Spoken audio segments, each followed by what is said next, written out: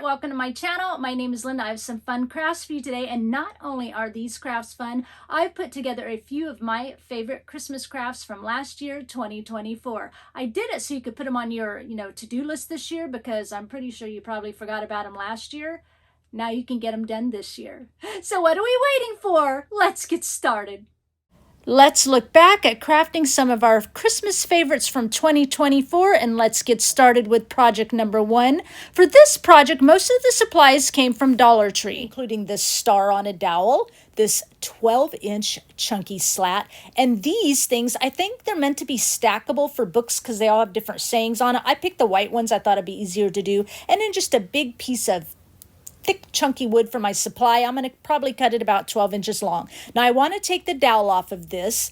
You could just pull it out and then fill it with wood glue, but I'm just going to kind of cut it off, and then I'm going to actually do 2. I'll do one more off camera because I'll be using one for our next project as well. And I'm just taking a craft knife, just kind of sliding it on both sides, and then I'll wiggle it back and forth till it breaks off, and then I'll just sand that off. So this book stack is like 7 3/4 inch long, and what we're going to do is use these 3 pieces and make a tree shape. So 7 3/4 inches. So then the next one I'm going to do like 5 3/4 inches, and then the last one I'm going to do 3 3/4 inches, and I'll just cut them outside, and then I'm going to sand them all off and distress them.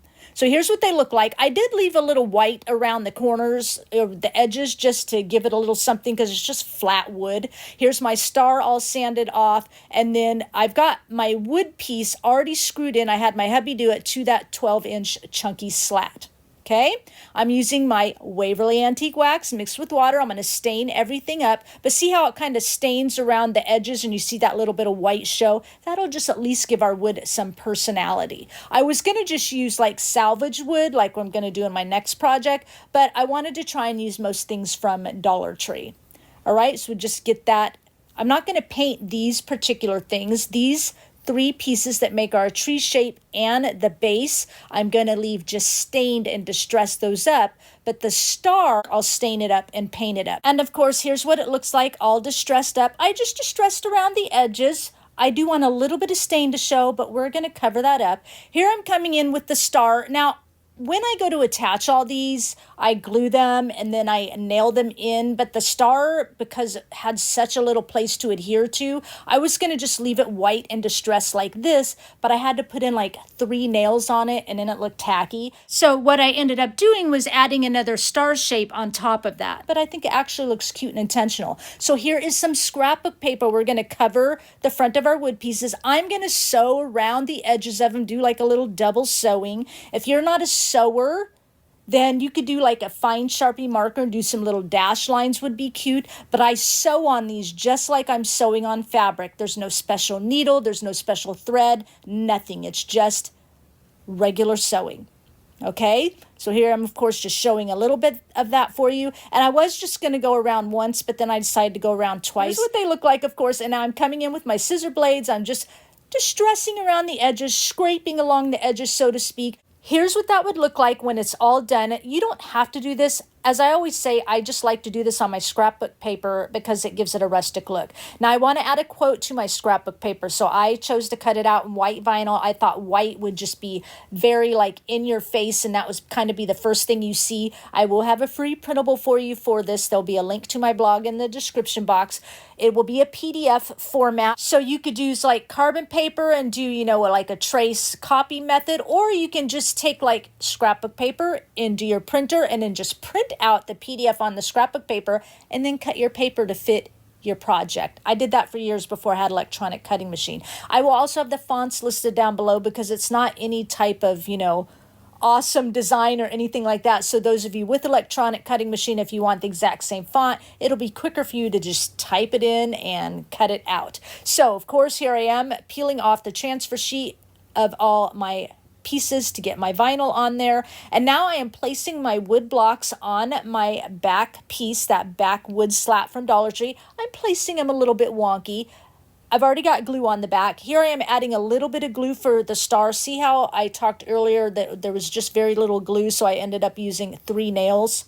So originally I was just going to have one nail in the star and just have it be, you know, white like that. But since I put 3 nails, you'll see how it looks adding the other star. And in the end, that creative decision I actually liked a lot better. I'm pre-drilling some holes here. I usually will do that because I'm always afraid with this kind of cheap, you know, Dollar Tree wood and stuff, it might like crack if I just go to, you know, split, you know, if I just go to hammer nails in. But I'm actually glad I drilled some pilot holes. This wood was completely not cheap. It was hard to drill those, hammer those nails in. I mean, I couldn't believe, I must have been out there half an hour, whack, whack, whack, whack, whack, whack. I could not get those nails in for nothing. But in the end, I got them there. I got them there. All right, I'll do the rest off camera here. You can see it's already done. I did 3 nails for each one. What I'm doing on the back of my scrapbook paper here is I was just going to glue the scrapbook paper to the front of the wood, right? No problem. But it was just kind of flat. So I took some cardboard and I cut it to fit the back a little bit smaller than the paper so that it would kind of pop the quote up off of the wood. And I think that looks a lot better. I just think it helps stand out a little bit more. And here you can see the nails, and I've got my other, you know, wonky star, craftingwithkimber.com, again, link down below. I'm going to glue, it almost just fits perfectly right in the center and just covers those nails. And like I said, I actually kind of like it a little bit better in the end. Now I'm taking some black paint mixed with water, a fan brush, and I'm just tapping the fan brush, adding some splatters. You all know it was going to happen. You all have been with me a while. I'm going to add splatters. Next project has splatters too. I think it just gives it a little bit more personality and allows things to pop up a little more. And now, last but not least, I want to add just a little bit of decoration down at the bottom. The greenery I'm using here is from Walmart. I believe it was like 98 cents for these kind of glittery picks with pine cones on them. And then I've just got some muslin here. I ripped it into about a 2-inch strip and tied a little bow. And then I've got some red and white twine here. I glue it in the center of that bow first, and then later you'll see me move it. Then I've got some of these kind of flocked looking bells from Walmart. It's a big ornament set. They're like $1.98. So the bells will go a little bit far, but I loved how white they were and flocked. I thought it, there I'm removing the bow. I thought it kind of added in and matched the vinyl as well as the white star on top. I thought it tied it all together. I'm moving the bow just a little bit to the side underneath those bells there. Just putting 2 on here. And then I'll wrinkle and crinkle the last little bit of fabric tail on this other side. And I also glue down the tails of the red and white twine. This red and white twine's kind of glittery. It's Martha Stewart twine. And then for end it all, I'm adding 3 little beaded berries here at the bottom. I get these in a pick from Hobby Lobby. And off camera, I will glitter dust this right up. That makes this project complete.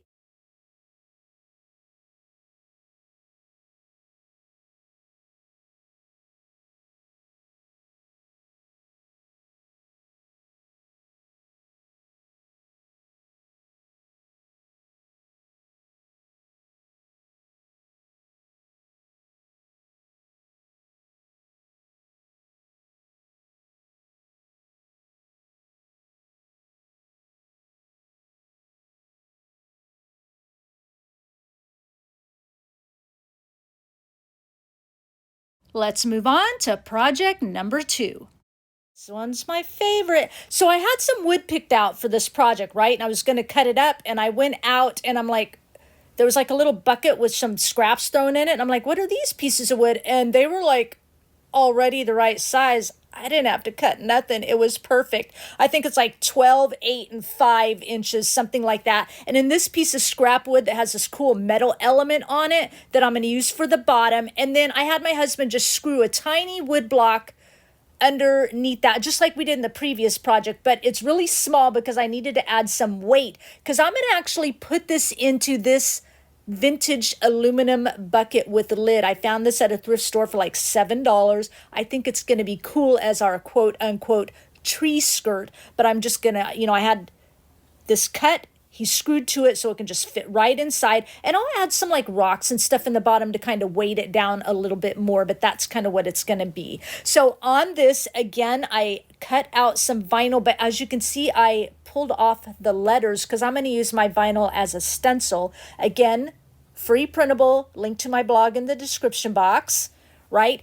If I'd have done 4 pieces of wood, kind of the hill and the tree should have been split up because, 4 pieces of wood, but I only wanted 3 pieces of wood, so I put those 2 together, but whatever, it's a creative decision for my design concept, right? So I peeled off all the parts that I wanted to actually stencil in, and I leave the outer area of vinyl and any insides of letters. I'm going to use Debbie's Design Diary DIY little black dress paint with a stencil brush, and I'm just going to stencil on this onto the wood.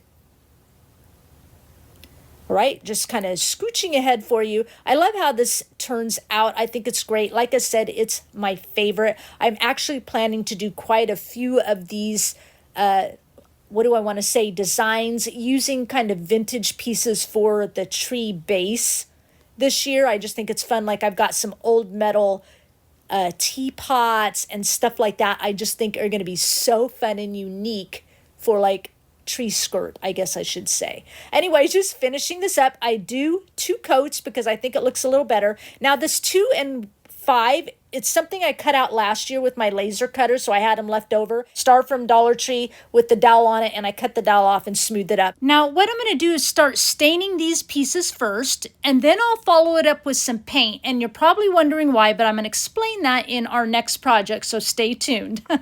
So, if you don't have a laser machine to cut out, a 2 and a 5, Hobby Lobby or any of those craft stores, wood numbers everywhere, even Dollar Tree. And you don't even need a 2 and a 5, it's just decoration. And now, of course, I'm just distressing up the star and the 2 and a 5 just a tiny bit because these are kind of thin. I don't want to break them.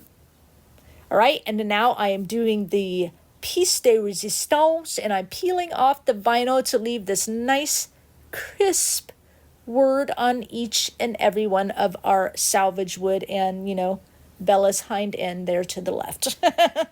This one I'm peeling rather slow because I did sand all these, scraps that were already cut for us ahead of time. But this one I wanted to leave a little bit of paint on there just for rusticness. And so when you do that and then you distress on it, a lot of times you pull up, your vinyl or whatever, and then it pulls up a lot of the paint that you just loaded on there because it already has paint underneath it. Did that make any sense? Anywho, we'll pull up the last one. It looks great. And then let's move forward. So I have 2 pieces of fabric here and a piece of batting, all 12 by 12. I did 2 pieces kind of coordinating fabric. I want to do like a tree skirt now. We have our tree base. Well, I'm calling everything a tree skirt, aren't I? We have our tree base and a tree skirt. But we can't leave our tree skirt whole because our pole has to go down through the middle. So we're going to have to make a slit in it. So here I am. I'm just making a slit about halfway down our fabric.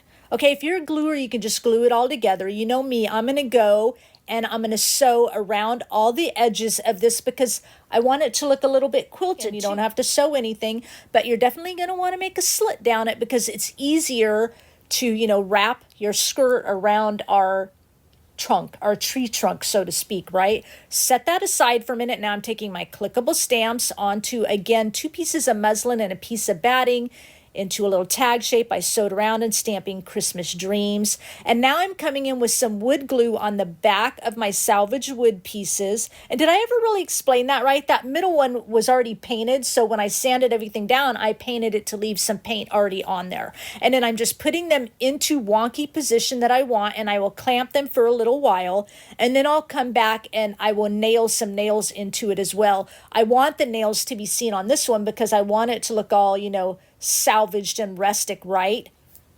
And so I decided I also wanted to add a little bit of hardware. So I have the little rusty old hinge I got from Habitat for Humanity, or Restore as people call it. And I'm just marking where I'm going to put a couple of screws. I don't put screws in every hole because I want this sign to look like it's been up for years at this tree farm. So I just pre-drill some holes for that. And then, of course, I'm pre-drilling some holes on the rest of my wood for some nails. And, of course, the star. I love on the star at the top, it's got that, you'll see it here in a little bit, that back piece of wood has that little metal coming up. So I placed all my wood pieces in my star down low enough so it almost looked like the top of a heart at the top of a star. So you'll see, like I said, you'll see that in a minute. So I'm screwing in my little rusty screws They're actually rusty and painted. I went through my husband's little tub of screws and tried to find some rusty stuff, screwing those in to screw the hinge on. And then I've got the wood pieces nailed into that backboard, and now I'm gluing in the 25. See, 25 is optional. Of course, it stands for 25th of December, Christmas. It's just a little bit of decoration. And now I've got this like double-sided tape here. It's actually removable. You get it from Dollar Tree, but it'll hold really well. I want that on the bottom here because I didn't want to just glue it in permanently in case whoever gets this, they can pull it out if they want. So, you know, I put it on the bottom and then peeled off the other side of the little plastic piece. And before I put it in, I'm splattering with some black paint to give it a little bit more rusticness. And now I will add that into the bottom of our pail here. The pail is really lightweight and wonky, which is why here in a minute, as soon as I get it pressed down, it really does hold very, very well. But I want to add some weight. So I've got a couple of sandwich bags here filled with some rock, and I'm just putting them in over that wood base to weigh down the bucket. Okay, and then I want to cover that up. So I'm just going to add some fluff right down around it. So if anyone, you know, peeks in there or pulls up our little tree skirt, so to speak, it looks nice. So here's my tree skirt. I'm wrapping it around and I'm going to poke it right down in. I'm not going to glue this down or anything. All right, and I'm going to come around to the backside. It's going to look more like a triangular bandana. Okay, is how I'm going to make it look. So I'm folding that top more into a triangular end there, and I'm going to kind of glue that together. All right, and then I'm going to glue it to the piece down below. So I have like a triangle tree skirt when I'm done. But then I want to make this look intentional. So I'm going to add a little button here with some twine so it doesn't look like we just kind of glued some fabric together. It all looks intentional, right? And then I will turn this tree skirt a little bit so that the button is kind of seen to the side a little bit, just for that decoration. Get that button on there, kind of tie it off in the back. Cut off the excess using actual twine here. Boom, ready to go. Now I want to do the lid. Nobody yell at me. I'm using my Crop-A-Dile to put a little hole in it on the side, not the top of the lid. And I want to add the lid to the handle, but I don't want it to slide down. So I'm going to actually feed some wire up through this little side piece here. I'm going to use a little flathead screwdriver and just pull it out just a touch to feed in some 20 gauge wire here. Pulling it through with some pliers and add it to the tiny little hole on the lid. My husband's like, don't put a hole in it, but I had to have a way to do it. And I'm going to make the wires so that you just see that tiny little bit coming out just like that at the top through that hole. I don't want it real bulky or coming out the lid or anything. So I'm using some pliers to kind of twist it on the inside nice and tight. And then I'll cut off the excess. And then I'll use some round nose needle pliers to kind of, you know, twist it inward, and that way when it's pulled down it looks all nice like I showed you earlier. You can see my little tree skirt, the little button coming to the side, right? Cute. Adding some greenery here. This I got at Walmart. Would you believe this was also 98 cents? Yes, I got a ton of them. I love me some snowy greenery. But I'm going to go ahead. These are some like little chopsticks. And I use some floral tape to put on, you know, I cut the greenery up so that I can just put this down in. See, chopstick, floral tape. This is some more picks, rusty bells. Again, chopsticks with floral tape. So I can just tuck it right down in that space between the tree skirt and our pole. Right, that was some Dollar Tree greenery. Again, some more of that Martha Stewart twine with our little tag we stamped on, a rusty star and a safety pin. I'm just going to safety pin it right up against in that space next to the bell. But first I got to take some ink and I got to, you know, dirty it all up a little bit, right? Perfect, that looks much better. Goes in with the rustic of the wood and everything. Again, 2 pieces of muslin batting sewed together. You could glue it together if you're a gluer. Here I've got my whole ensemble, bow, stars, safety pin. I'm going to pin that right into position. I do add a little glitter dust at the end. That link will be down below as well. And that makes this project complete.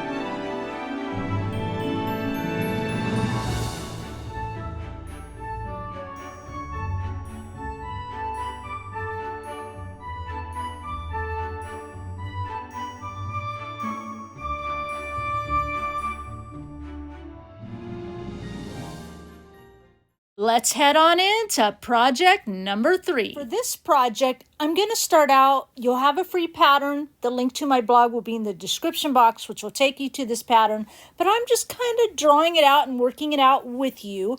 The wood I'll be using is about 5.5 inches wide, just so you know, and I'm going to make it about 18 inches long. So it's a pretty tall project here. Now I'm cutting out, this is a wing shape, okay? It's half of a wing shape. So like I said, I'm just kind of working it through with you. I did cut a lot of it out, so you didn't have to watch me like draw the whole thing. But when you get your pattern, you're going to just get this half of a wing shape. And I like to draw my patterns on poster boards so they're a little bit stiffer to use when I'm drawing them onto wood or something like that. So you're going to draw half the wing and of course stop at that edge point there and then flip your wing over to draw the other half, okay? And then that's going to be your pattern in its entirety.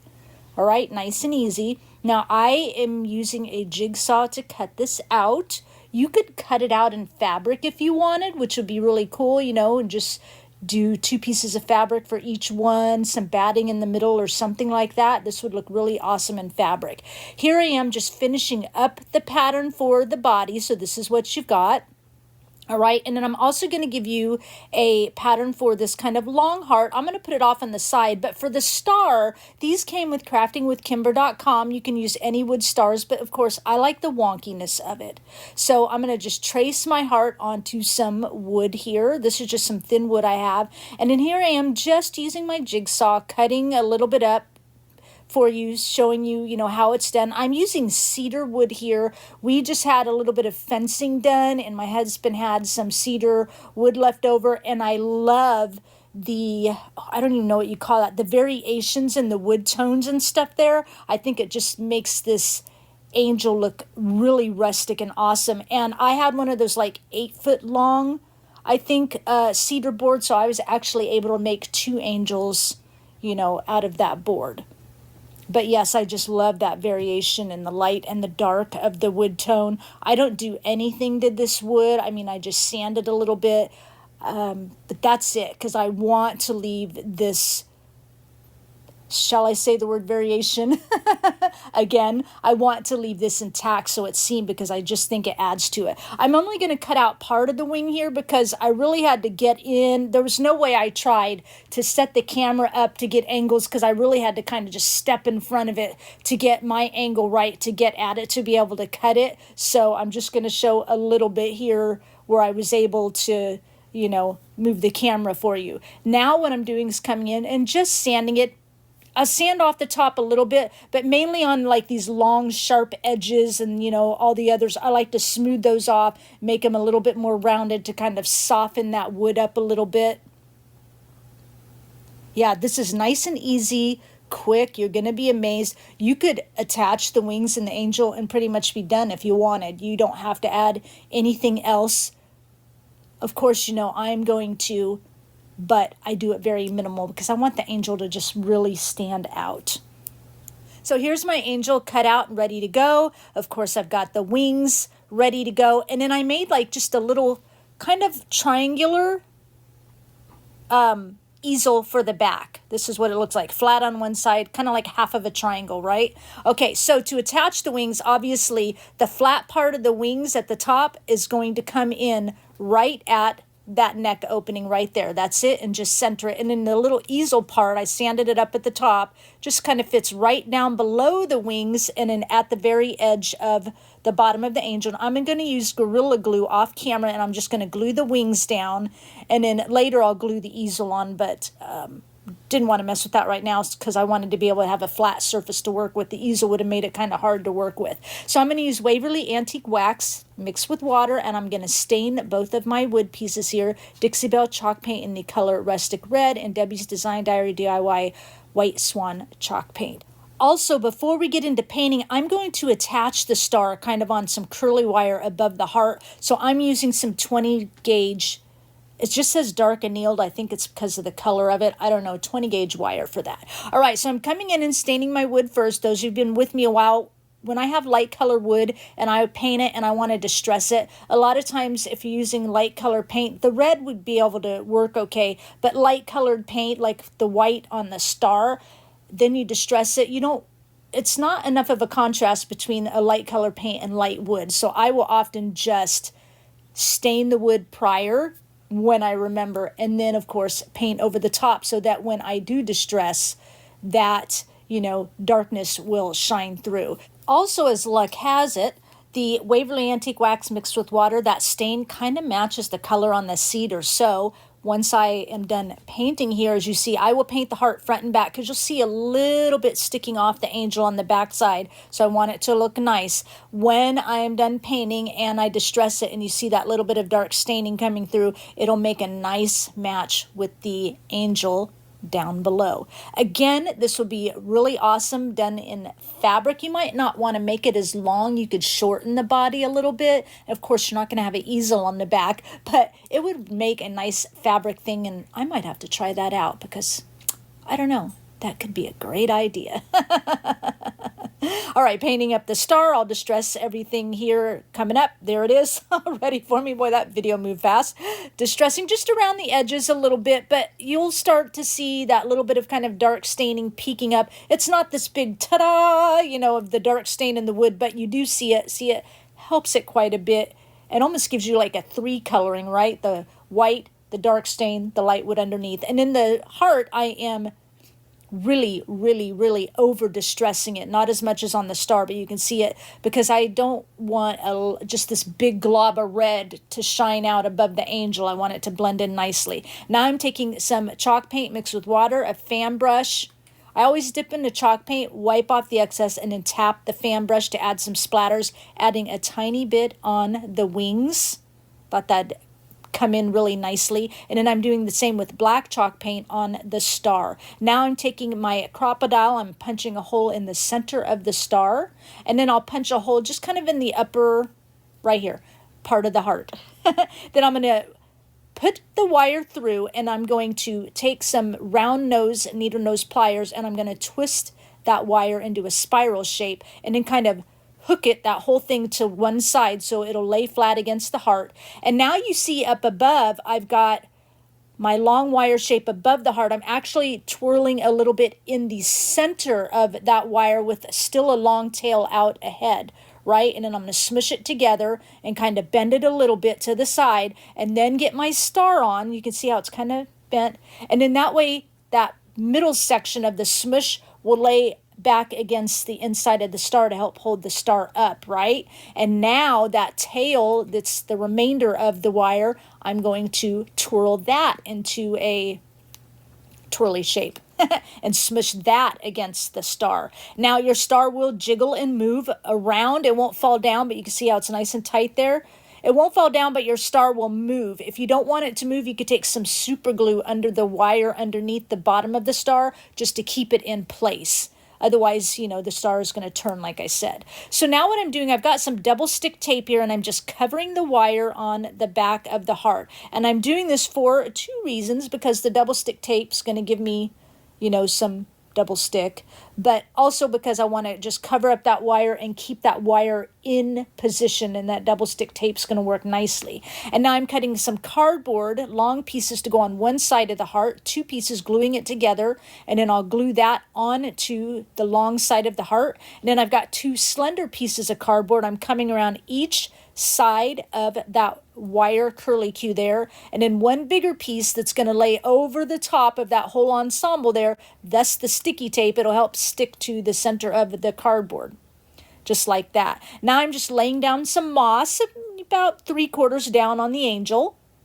And the reason for the cardboard, we're now going to glue it on, is so that we made space for that moss. It's just enough space, that moss, to kind of sit up underneath off of the angel a little bit. And then I made a bow out of some really pretty plaid ribbon here that matches the heart. And then I'm just going to do a little bit of wrinkle and crinkle here down at the tails. I like my tails really long and wrinkle and crinkle, but you know, you do you, however long or short you want your tails.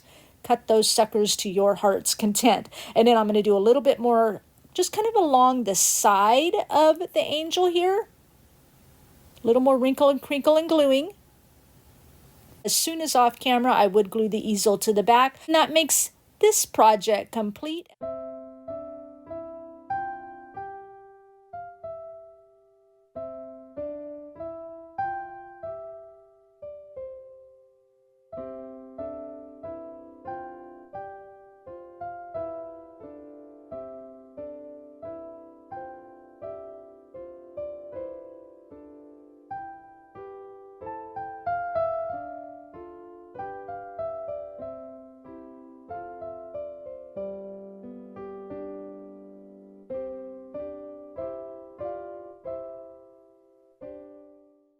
Yep, it's time for project number 4. For this project, I'm using this big long board. I don't know what kind of wood it is, but it's heavy.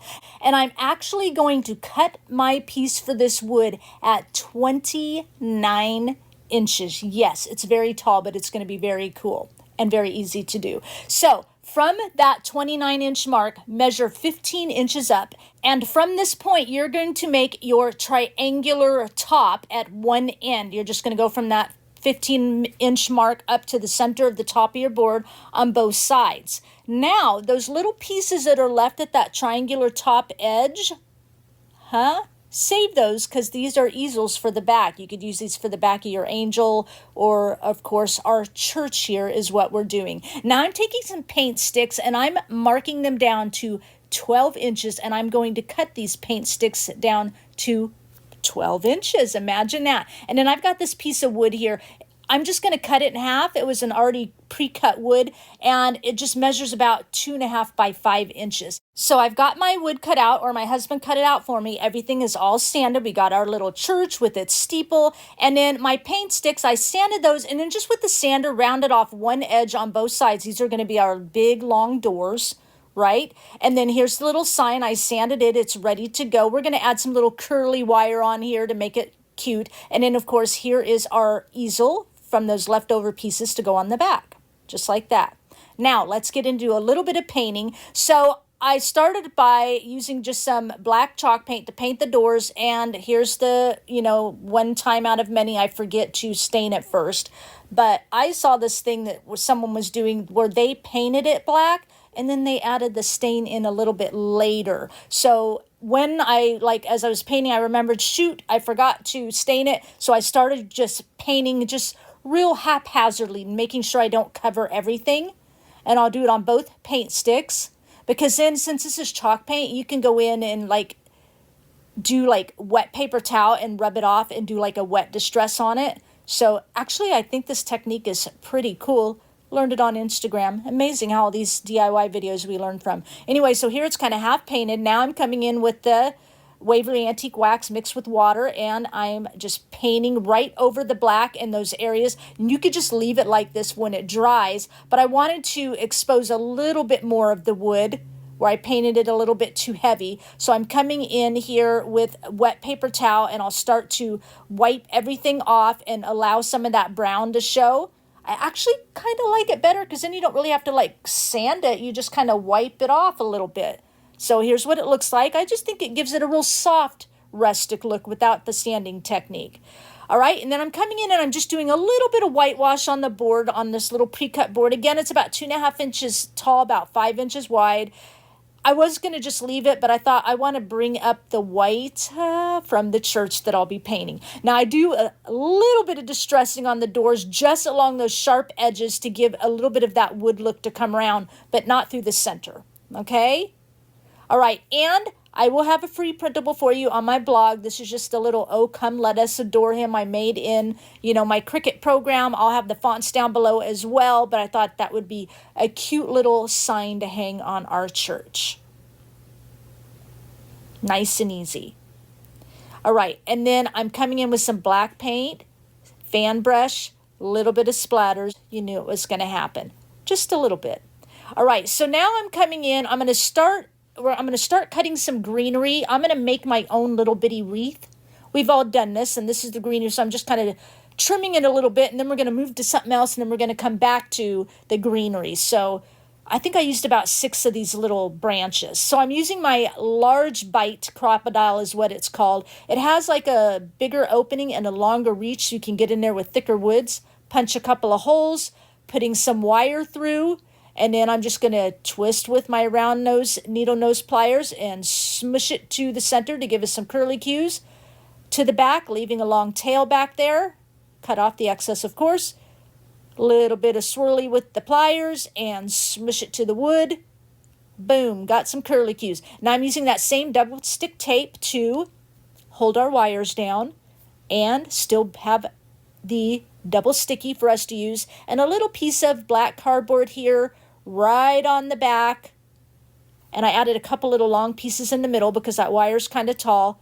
because I want the sign to lift up off of the church a little bit. I think it gives it a little bit of dimension versus just laying flat on the church. Now I'm using some pipe stems here, pipe stem cleaners. You know what they are. I'm just making a little circle shape to glue my greenery to because I can't just do it freehand.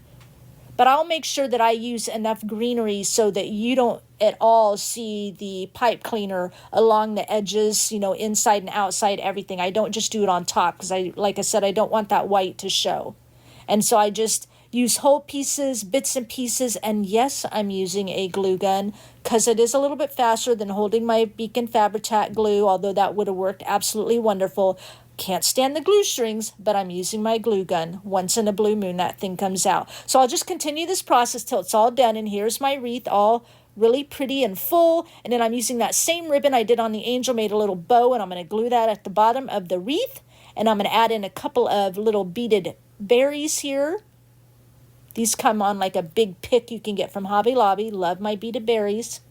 And now I am just starting to paint the church. I'm going in with Debbie's Design Diary DIY White Swan chalk paint, leaving that little part there because that's where I'm going to wood glue the easel to the back. Raw wood works a little better, right? Raw wood to raw wood. I can talk today. Raw wood to raw wood when we are wood gluing. And then I'm painting my easel. I'll paint the front off camera. You will see later that there is a little bit more paint on there. I decided to come in with just a little bit different color paint to give it a little texture, just in a few areas. So that is on there now. So I'm coming in and distressing and sanding this all up. I want my church to look a little bit old. So you'll see those little different color of paint there. It's kind of a grayish color. And as I'm sanding, that little bit of gray will kind of pop out as well. Look how white powder my coat is from that Design Diary paint, chalk paint. That stuff just powder flies everywhere. All right, now see, you can look down below. You can kind of see it looks kind of greenish on camera, but see that little bit of paint down below I added in there. I almost didn't like it. I was almost going to go back over and just cover it in white, but I'm like, it'll look cool when it's done. And it does look cool. I'm gluing on my sticks for the doors just with a tiny bit of space in between, probably 1/8 of an inch. And then I'm coming down to glue my little sign just right up at that juncture before it goes into a point of our steeple. A little bit crookedy, super cute. And I'm going to add some black splatters just in a few places on the church, because that's going to help bring that splatter in a little bit, right? It's going to help ground everything since we splattered the sign. Give us a little bit more rustic texture. And then we're going to glue our cute little wreath at the top of our doors. I love how this turned out. So simple and easy. That makes this project complete.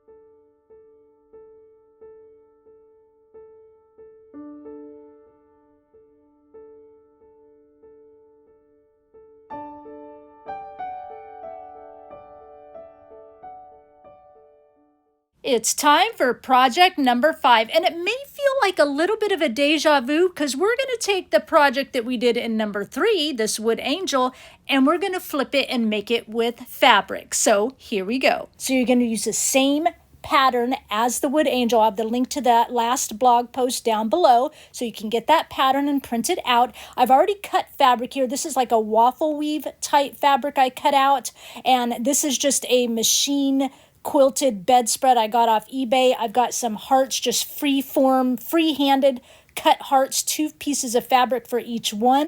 And then I've got like a ripped strip of muslin here, 1 inch wide, and I free-handed a star shape, again out of some muslin. Now to go with the star shape, I'm going to be using some batting, so we're going to put 1 in between each of those 2 pieces of muslin, and then I'm going to cut 1 piece of batting for in between each of the 2 fabric hearts. You do not have to use batting. It's optional. No worries. Do what you want to do. Sandwich those batting in between the 2 pieces of fabric. And if you're a gluer, you can go ahead with the hot glue or fabric glue. You can go ahead if you're using batting, and you can glue your batting in between your stars pieces. Of course, I'm going to sew around it. You can glue your batting in between the heart pieces. Of course, I'm going to sew around it, right? And then on the main angel, what you're going to do is go along the outer perimeter in between the two fabrics, and you're going to glue all the way down, leaving anywhere you like to leave open, but I think the bottom will be the easiest for stuffing. And then you're going to do the same thing on the wing all the way around the perimeter between the two fabrics, leaving a spot open to stuff, okay? So here I am, of course, sewing my fabric. Now I'm actually kind of working on two angels, well, three, but I will show you the second one. Two angels here simultaneously, so in the reveal, I'll show you how the other one turned out. All right, so just sewing this up, and you can use all sorts of fabrics, which you'll see in the second angel, the different fabrics I used for that one. It looks really cool with these different kind of fabrics and quilted fabrics and stuff like that. Looks kind of awesome. Again, this is just a machine quilt, like a queen size bedspread I got off eBay or Amazon, something like that. I don't feel bad cutting it up. It was like $29.99. It works perfectly. Now I'm coming around and I'm sewing those hearts together. If you don't want to use batting at all, then just cut like one heart if you want for each of your two hearts, and then one star. You don't have to, cut two pieces of fabric, sandwich it, batting in the center, that kind of thing. But if you want it to be a little bit thicker, still don't want to use batting, then do two pieces of fabric together for each piece and make it thicker. Here's how my wings turned out, and here's how my angel turned out. My star is ready to go. My hearts are ready to go, looking all cute. Let's start some stuffing. So just stuff to your heart's content. I'm going to make sure I stuff nice and tight in that neck area, so when we get it attached to the wings, it's not all floppy, however you want to say it. So but you do you, but I'm going to make sure that my neck is nice, tightly stuffed in my angel. Once that's stuffed, we're going to go to the wings. Now I've got one half of the wings stuffed. What you want to do is in the center, not stuff it as full, because see how it did look on the end of the wing with it really stuffed full? You don't want that, so it looks funny. So I'm just kind of pinning where my angel sits on that wing, so I can just do light stuffing in the center of that wing, okay? Now see, it's stuffed really full on both sides, but the inside is nicely light stuffed. So hope that made some sense. So once both are stuffed and ready, you can glue or sew your opening closed. I am already sewn, ready to go. You can go ahead and attach your angel to the wings, but wait, because if you want to do, ripped fabric here, I just was ever the length of the fabric I had, 1-inch strip. I'm going to tie it into the bow. Of course, I want to get that on first because I want it to go all the way around the neck of the angel. And I'll glue it a little bit on the back side of the angel. And then you can go ahead and glue it. All right, I'm still going to wait for it, but you can go ahead and glue it. And later off camera, I will do just a couple of little hand stitches to attach the wing to the back of the angel, but the fabric glue worked perfectly wonderful. All right, so here are my little hearts. I want to get those attached. You could add some buttons in the center. You don't have to add anything. I'm going to do some rusty safety pins and rusty bells in the center of the hearts just to give it a little something.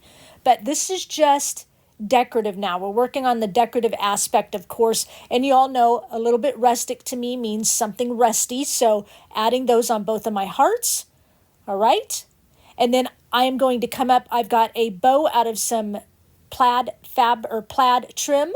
I've got some already made. I've got some greenery cut already made, some beaded berries here. I get these from Hobby Lobby. It's a pick, $1.99. But you buy them half price or so. It's only, of course, about $1. And then I've got a rusty star. I'm going to bring in, this is a little tree ornament. They're like mini tree ornaments you can get at Walmart. They came out last year, like 4 in a pack for a couple dollars. My VersaFine ink and some Michael's clickable stamps. On the star, I'm going to, of course, stamp Oh Holy Night. I think that's beautiful. And then I'm just kind of cut that twine up above because it's knotted at both ends. I cut that off so that I could tie it around the bow right in the center there, and then I'll cut off the excess twine, of course. That way it stays nice and secure in there. And then I want to do a little bit of distressing with the Distress Oxide ink. Now, a lot of you are probably saying, but it's an angel. You don't want to dirty up the angel. It's very light. I am adding ink almost more like shadowing, okay? I'm going to just come around like you saw on the star and the hearts, a little bit around the outer edge of the angel. It does look a little dark, but when you see the whole thing, it's not dark. I'm going to show you my little ink dauber here in just a minute, how little ink is on that dauber. So I'm doing front and back, of course. Going to go ahead to the wings and do the same thing on the wings. Again, it's just like you're adding a little shading. You're not making a beautiful angel dirty. You're just adding a little shading just so that things pop, right? Here I come. I did it on the bow, of course. Now I'm coming around on the angel wings.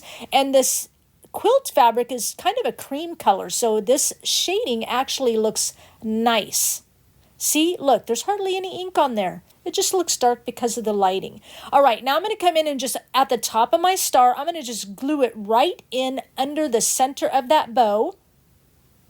All right, and then here I am now going to attach with Fabri-Tac glue the angel to the wings. Like I said off camera, I'll add just a couple little stitches, but it really glued fine. But my thing is, I just want to make sure it's secure. Even though I'm telling you it's secure, my brain's still like, I got to add some sewing to make sure it's secure, but it's totally secure with just glue. And hot glue would work just fine as well. And until the glue sets up, I'm just going to pin it into place so it doesn't move on me as we're finishing up the decor on the front. I think this turned out so super cute. Now we're going to go ahead and glue our little heart button things in the bottom lower half of the angel. Again, I just freehanded the heart and I freehanded the star, so there is no pattern to those, okay? But you may not want to use hearts at all. You might want to just use big buttons. It might be cute. You might not want to use a star. You might just want to use, just a tag, a paper tag or something like that. As you saw, I kind of shaded around the hearts a little bit. Now I'm adding in the rusty star up the top here so that it kind of brings in those rusty safety pins and stuff down from the bottom. And then I'm adding in a little bit of greenery on either side at the bottom of the heart, kind of, above the tree, of course, as you can see. I love snowy greenery, so it's very, crystally snowy. Adding in the bow, and then adding in my little beaded berries right up above that. The bow tails and the muslin bow are very long because now I'm going to come in and wrinkle and crinkle my tails of both of those down the sides of the angel.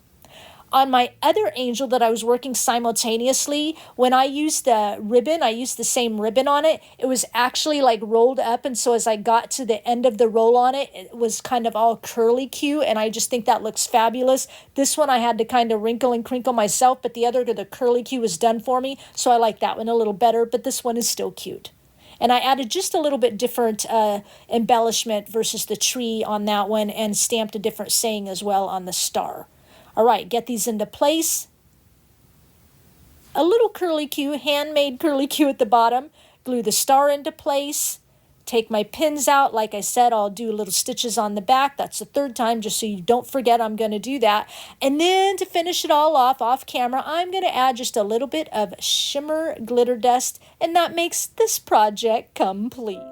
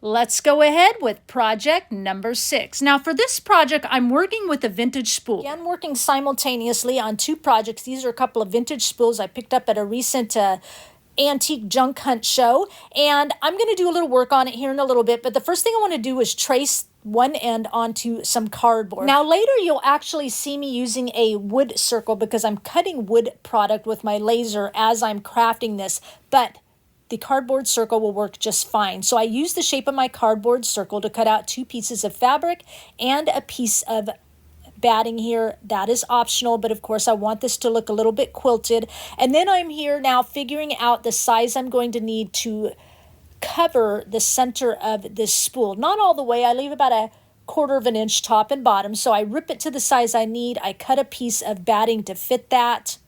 Just 1 piece of fabric, 1 piece of batting. You can, of course, glue it together. Now, I want to discuss a little bit on this batting and the 2 pieces of fabric for the circle because I end up sewing around it, but then I have to go back in off camera and repair it so you don't see what I'm doing. But whether or not you're a gluer or a sewer, if you use batting, make sure that you completely glue the batting front and back to both sides of the fabric, okay? Do not leave any movement in between the fabric and the batting, if you understand what I'm saying. Because when we go to put our elements on top later, if you've got movement in between that batting and the fabric, those elements can kind of move around, okay? Even though we're gluing it on top. So off camera, I have taken my electric sander and I've sanded the center. It's too dark, okay? And then I'm gonna repair this spool a little bit with some rustic red chalk paint. It's about the same color, not a lot. It's just kind of a dry brush just to kind of repair it a little bit. And then I want to stain lightly the center a little bit better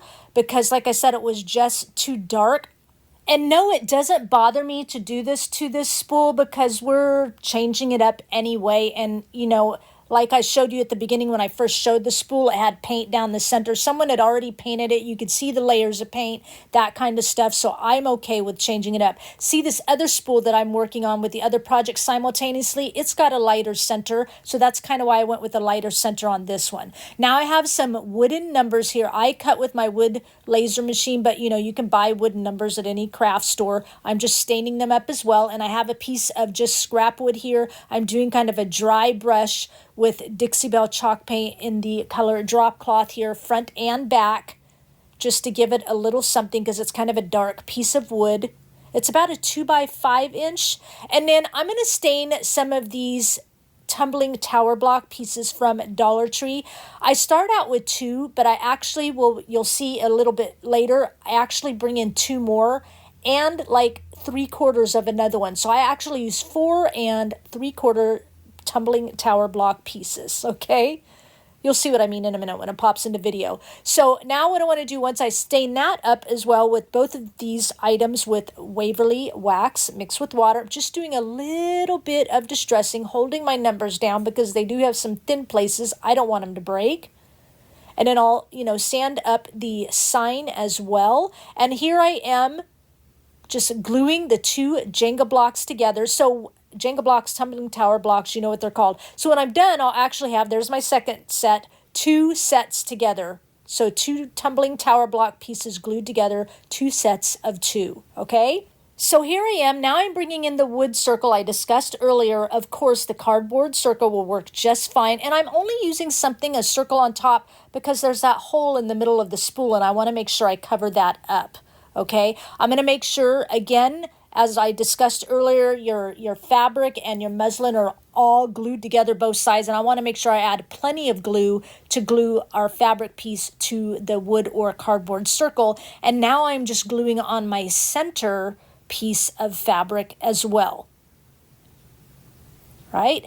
And then when I glue this on, I actually want the seam to show a little bit when I get this all the way into place. So as I put all my decor and stuff on top, I'm going to have that seam kind of just be center, but to the right a little bit. Not front and center, but just to the right a little bit, because I just think it gives it a little, some kind of, you know, a little bit of accentuation. Is that a word? In the center of my spool. All right, now I'm gluing my wood circle down to the top, and now I'm coming in, and while that's setting up, and I'm gluing my wood numbers to the front of our little sign.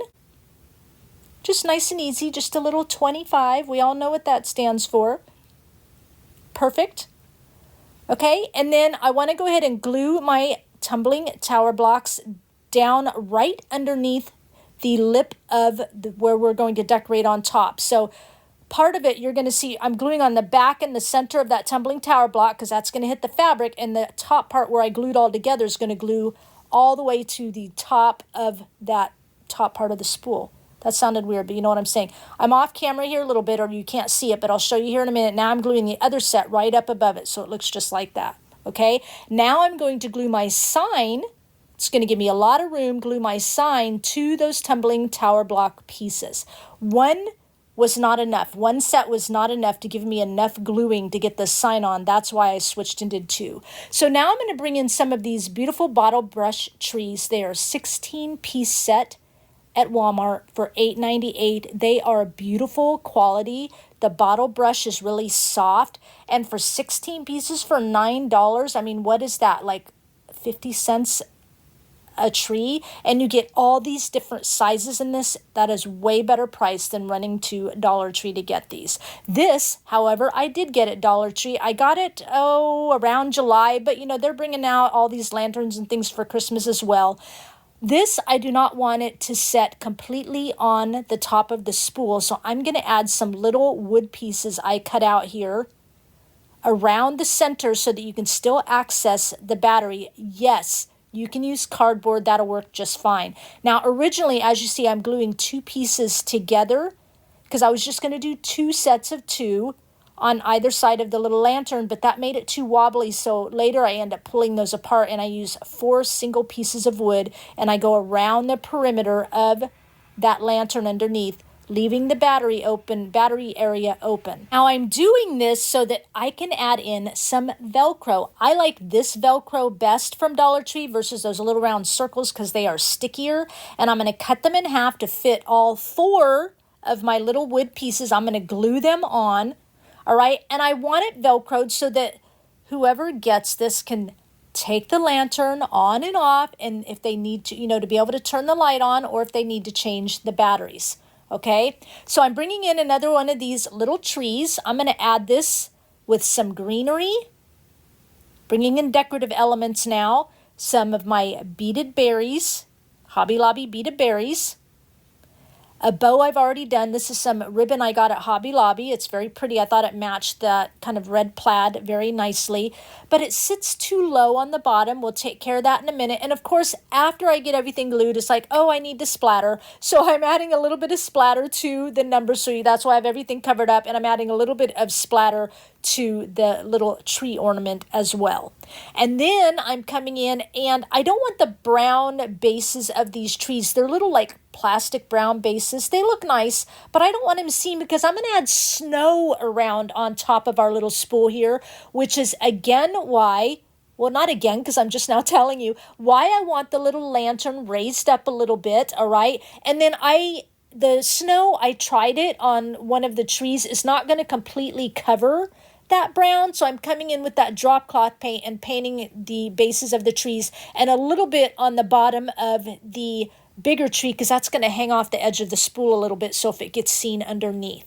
Now here I am, I've got my 4 pieces, and I'm using some E6000 quick hold glue here. I want to make sure that these are going to stick to that lantern, so if someone's pulling it on and off, they don't pull the lantern off and the wood's still on the base of the spool, right? So I'm putting these on there, and then I'm going to let them set. It says 10 minutes before you work with it again, and then about 5-6 hours till it's fully set. Now here underneath my numbers is my other little Jenga block, and I cut about a quarter of that off because it was too long for me. You know, if you don't want to cut it off, don't worry about it. But I'm coming in to use some hot glue. You know, I very rarely bring out the hot glue, and I wished I hadn't because I burned the heck out of my wrist, but that's okay. Hot glue is quicker for video. I'm doing it all for you guys. So I'm gluing down kind of multiple pieces here, and I need that Jenga piece is quite well below my little sign, so I need to raise up some of the greenery here. So I've got a little piece here, and I'm cutting it off. I'm using just a little stick of the greenery there. You're not going to see it, right? It's just a little extra piece, and I'm going to add some wood glue to it, pull this off, put it underneath. That's going to raise it up, and then I'll glue that right back on. So just a little trick for you, you know, just take a little piece of the wiry part so it matches all the rest of it, glue it underneath, and then cover it up. Adding just quite a few layers, however I want it, of greenery here. This is greenery, tiny little red berries I got last year on clearance at Walmart. It was like $2 for this great big sprig of them, and I bought like 10 of them. And now I'm just kind of seeing where my berries are going to sit, and I'm going to hold them in place and add the glue. Get those glued in really nicely, and then I'll glue my little bow right up underneath.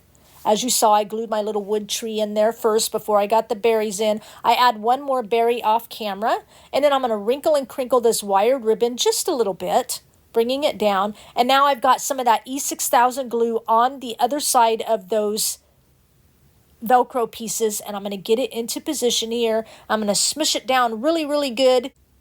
All right, and then I'm going to start with that setting up. I'm going to start adding glue around the perimeter and right up underneath the tree on those bases, and I'm going to use a little Q-tip here to spread it around.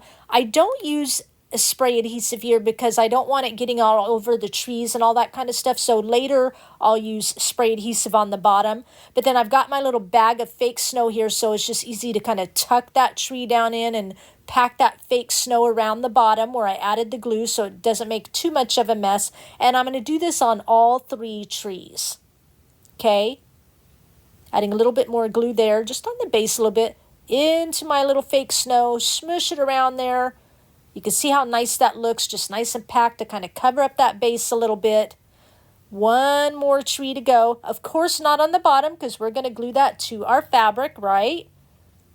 And if you don't want to use fabric on top of that, you don't have to. You can just glue it to the wood base itself. However you want to do it. This is just to give you inspiration. And then I'm going to start to glue my tree down right kind of to the back of that lantern a little bit. And that's why it hangs off the edge a little bit, because with that lantern and that great big tree, not quite enough room, but we make it look cute. And then I'll kind of, put the other 2 trees in front of it here a little bit. Just in a little cluster. Cute, cute, cute. And then I'll start adding glue on the base of the fabric and use my Q-tip to spread it around nice and thin in there. And then I will drop in that snow. And I'll do this all around the perimeter. And then we'll even add a little bit on the lantern, because you don't want your lantern plain because it's supposed to look like it's been snowing, right? You don't want your bottom all snowed and nothing on the lantern. So here you can see, obviously, I'm adding a little bit at the bottom of the lantern here. I'll put a little bit on top, right? Backside as well. I want it to look finished off, of course. Perfect. Add a little bit in here. A little bit will go on the lantern. I think I do it off camera on the back. I add a little bit, but here is the little bit on the top, just to make it look all wintry. I actually love how this turned out. Love how the other one turned out. Yes, I'll show them both. And now here comes my multi-purpose spray adhesive 3M. I love this. I'll spray this on the bottom because I don't have all those trees and stuff to contend to get glue all over. Sprinkle some of the snow on the bottom down here, front and back a little bit. Tap off the excess, of course. And then once that's done, you know it, that makes this project complete.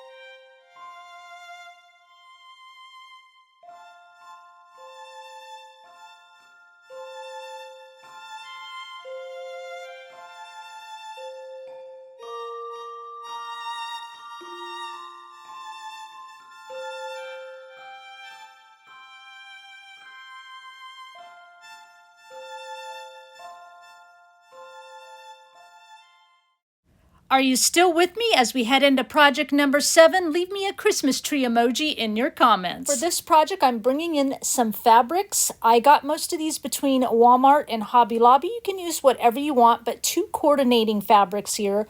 Some muslin material, and this is a blanket I bought. It was like on sale, Christmas time already, on sale, real cheap, inexpensive. And then I have a free pattern for you. The link will be to my blog in the description box below. You'll tape these 2 pieces together, and then you have your head.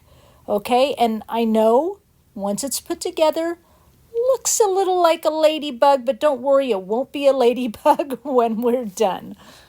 Off camera, I'm going to go ahead and cut my fabric. So for the head, I'm going to cut 2 pieces of the muslin material. For the body, I'm going to use this darker material. Again, cut 2 pieces. I am going to bring in some optional batting. You do not have to do that, but I'm going to cut 2 pieces for the head, 2 pieces for the body. We'll mess with this material in a little bit. All right, so here is what I cut out for the body. I've got 2 pieces fabric, 2 pieces of batting. All right, head, 2 pieces muslin fabric, 2 pieces batting. Okay, what you're going to do, obviously, if you're using batting, you're going to sandwich the batting in between your 2 pieces of fabric for both, head and body. Fabric, 2 pieces of batting, fabric. If you don't want to use batting, don't use it. Just use the 2 pieces of fabric. So like on the head, if you want to just use 2 pieces of fabric, sew around, or if you want to use a fabric glue or hot glue, go in between the 2 pieces of fabric right near the edge, glue all the way around. Okay, if you want to use batting and you're a gluer, you're going to glue batting to each side of the fabric. Don't glue the batting together, this side of the fabric. And then you're going to add glue around the perimeter and then put your 2 pieces of fabric together like this. Okay, and leave this opening for stuffing.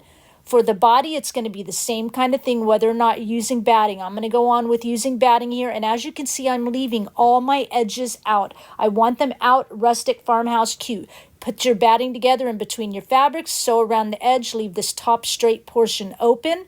Or if you're gluing, you're going to glue your batting to one side of the fabric. Of course, glue your other batting to the other side of the fabric and then come in between it, around the edge, glue together, again, leaving that straight top edge open. Okay, now I'm going to come in and do my sewing here. I'm leaving the edges out because I just like to do that, and I don't have to worry about trying to match things or whatever to make it look pretty, and I just think it gives it more of a fun rustic kind of farmhouse kind of theme. Today we are only doing 2 projects. I'm going to say that because I slowed this one down just a little bit, believe it or not. And you can see we're still at about a 30-minute video.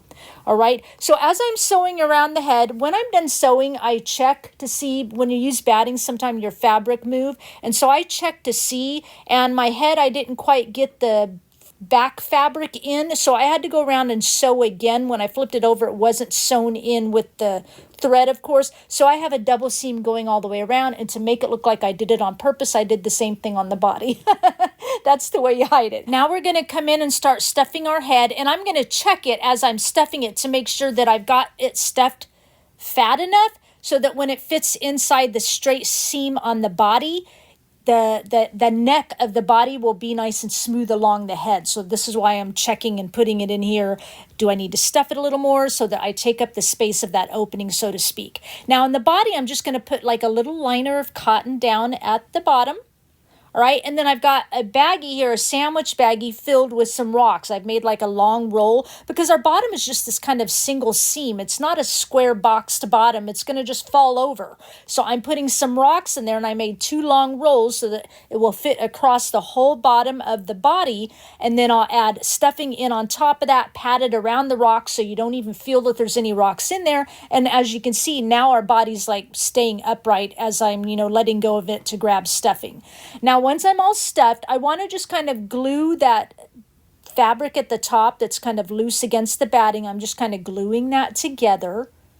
You don't have to, but I am, because now I'm going to add glue on the inside of that batting there, and I'm going to turn that neck opening in toward the stuffing so that it's nice and finished off. And I'm going to do that all the way around, of course, front and back, just using, glue here. Hot glue again will work just fine.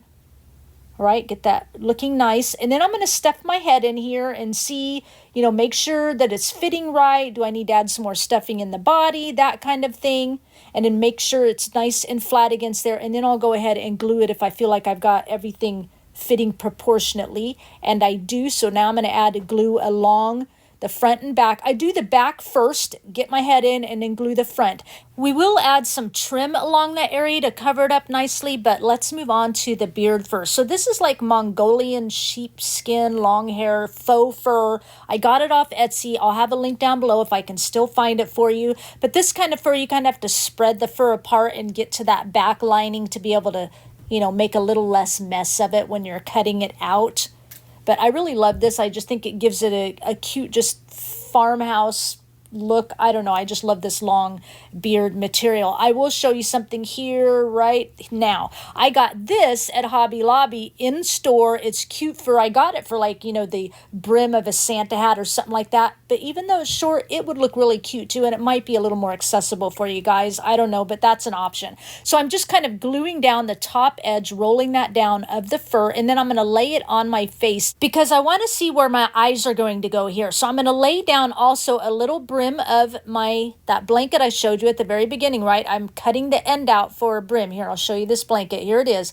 The end is already done, so I just cut that out. But don't worry, I'll show you what to do if you don't have the end of a blanket. But I just cut that out because I need to lay this on here as well, again, so I can kind of see how far down that's going to go, which is going to be about 2 inches down on the face for me from the top of the head, and then how much spacing I have for my eyes. So I'm going to use regular needle and thread and 2 little round black beads, and then I'm just going to mark with a Sharpie marker where I want those to go. If you don't have black beads, you can use a Sharpie marker and you can draw your little eyes on. You can use paint to draw your eyes on, puffy paint, something like that. And then I'm just coming in from the top of the head and out through where I marked, right, top of the head, out through where I marked that mark, putting my bead on, and then coming right back close to where I came out and back up through the top of the head.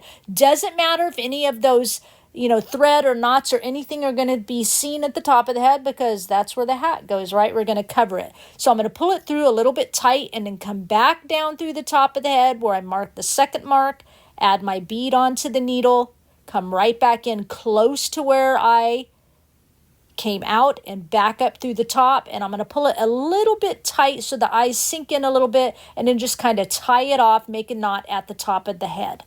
All right, and then I want to add some eyebrows. These are optional. I think it's cute. I'm going to use crochet string this time. I'm going to kind of come like this and this on either side of the eye. I'm going to come out the top of the head where I want to at the side of the eye, come up, but right here I don't need to go back up to the top and then back down to the bottom. I'm just going to kind of come up and across from where that first eyebrow is and then come down. I did it with the eyeballs because I wanted to pull them a little bit tightly so they would sink in, but the eyebrows I don't need to, so I can come straight across and stitch that in, if you understand what I'm saying. And then once I've got those, I'm going to come back out to the top and tie it off, all right? Now, here's where I'm going to add some trim around the collar. The back is open and exposed. I'm going to just go all the way around because it's easy, but the front is covered by the beard, but we want the back to look nice. Even though we folded it down, it still gives it a little decorative touch. So I'm just, you know, adding some little plaid trim here that kind of matched, gluing it into position. I fold the end over so I don't have just a cut end exposed there, and then glue that down. And then it looks really nice and simple. So let's move on to our hat now. I cut a piece off just for the eyeballs, so I know it's too long, so I got to cut that down a little bit, and I know it's still too long, but we'll get to that in a minute. Here comes in that plaid fabric we're going to use. Now, you could cut it into just a simple triangle shape. I don't have a pattern for you. This is just freehand, but you know, it's really easy to do. First thing I'm going to do is just lay my piece down here because I want to rip my fabric the length of what I have already cut for the brim of my hat. Okay, so I've got it ripped now, and then I ripped it again, so I'm in a rectangle here, and I'm probably about 12 by 24 inches. All I'm going to do is kind of arc that end. Okay, that's it, freehand. You see I'm cutting it, just arcing it off. I know it's a funny shape here when I open it up, but don't worry, everything will get hidden, right? Okay, trust me. All right, and I'm going to go ahead and glue down my little piece here. This was so easy because I didn't have to worry about it, but glue it down, then fold your fabric under so it looks nice and finished, and press that down to your piece. And then on the back side, if you're a gluer, just so it's not floppy, go ahead and, you know, glue that loose end first as well, I mean. And then if you're a sewer, you can just sew across the top of the brim.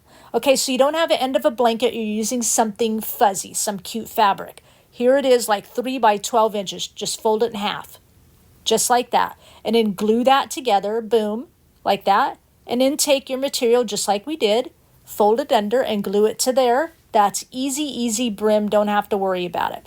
All right, so now I'm sewn. I've sewn my fabric to my brim, and I'm wrapping it around the head because I still know it's going to be a little big. I'm pinching it right close to the head, and I'm just going to add a little pin here so I know where to sew my hat closed, right? I'm probably about 1 inch in. You can see there it's probably about 1 inch in, and I'm just going to sew it from there all the way to the end. Of course, if you're a gluer, in between the fabrics, you glue all the way from there to the end, and I'm going to leave my little end open. I'm not going to worry about that. Just leave it open. You're not going to see it.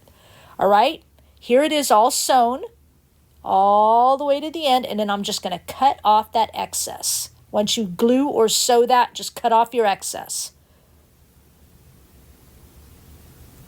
Perfect. And then you're going to flip it so the pretty side is now out. Opening still open. And you can see, yes, it looks funny, but when we kind of put our, hat and kind of wrinkle and crinkle it, you don't even see that, right? Told you not to worry about it. Don't worry about it. All right, so now our hat's a little flat. We need to just fluff it up just a little bit. Okay, I'm going to bring in some stuffing, really light, loose, just adding a little fluff through the whole thing, just so it's just not fabric dangling down to the side of our poor Santa there, all the way kind of down to the end, maybe 1 inch from the end, all right? Just kind of, wiggling it around in there. I'll add a little bit more, just seeing if I like the stuffy there. Add a little bit more toward the top. Perfect, just nice and loose, fluffy. And then I'm going to put it onto the head where I want it to be. It'll come mostly down all the way in the back, and then I'm going to glue that down. And then just right up above the eyebrows in the front, and I'll glue all that down, just glue it all the way around the head. It's looking super cute already, almost like an elf, right? If you didn't have a beard, you could have a little elf here. That would be cute. Just a little idea for you. And now I'm going to see if I like my beard. Everything's good. I'm not going to glue it on quite yet because now I want to add some pink cheeks. I'm going to use my Distress Oxide Ink in Worn Lipstick, a little finger dauber here, and add some circle cheeks. You could do some blush or something like that. Will work perfectly wonderful. Again, now it's really starting to look like an elf, right? But we're making a Santa here. And now I'll go ahead and glue my beard on. Get enough glue on here around the sides a little bit. Glue that on. Now we went from elf to Santa. I'll make sure that's glued along the sides and everything off screen. And then I'm going to glue down at the bottom as well, leaving a little space. We'll come back to that in a minute. I have a little piece of our little blanket here. I'm going to make little slits in this. I've got it already done here. So it's about a 3-inch tall by 10-inch long piece of fabric. I've cut slits about 1 inch apart, 2 inches long. Does that make sense? Okay, here's what this looks like again. About 1 inch from the top all the way down. The blanket really helped because it already kind of came in, sections. And now we're going to go back to what I was talking about a minute ago. I use my laser machine to kind of cut out a wood buckle, right? Because Santa's got to have a buckle. But you can totally cut this out of like foam board or cardboard. Now this is just loosely done here. But like cut a piece of rectangle cardboard, big as you want it. And then, of course, draw it better than this, but draw 2 long rectangles. Boom, and then cut them out with your craft knife. Done. And we'll paint it up and make it look pretty in a minute. I'm going to use this fabric from Walmart. It came in like a little fat quarter to make my belt part of this.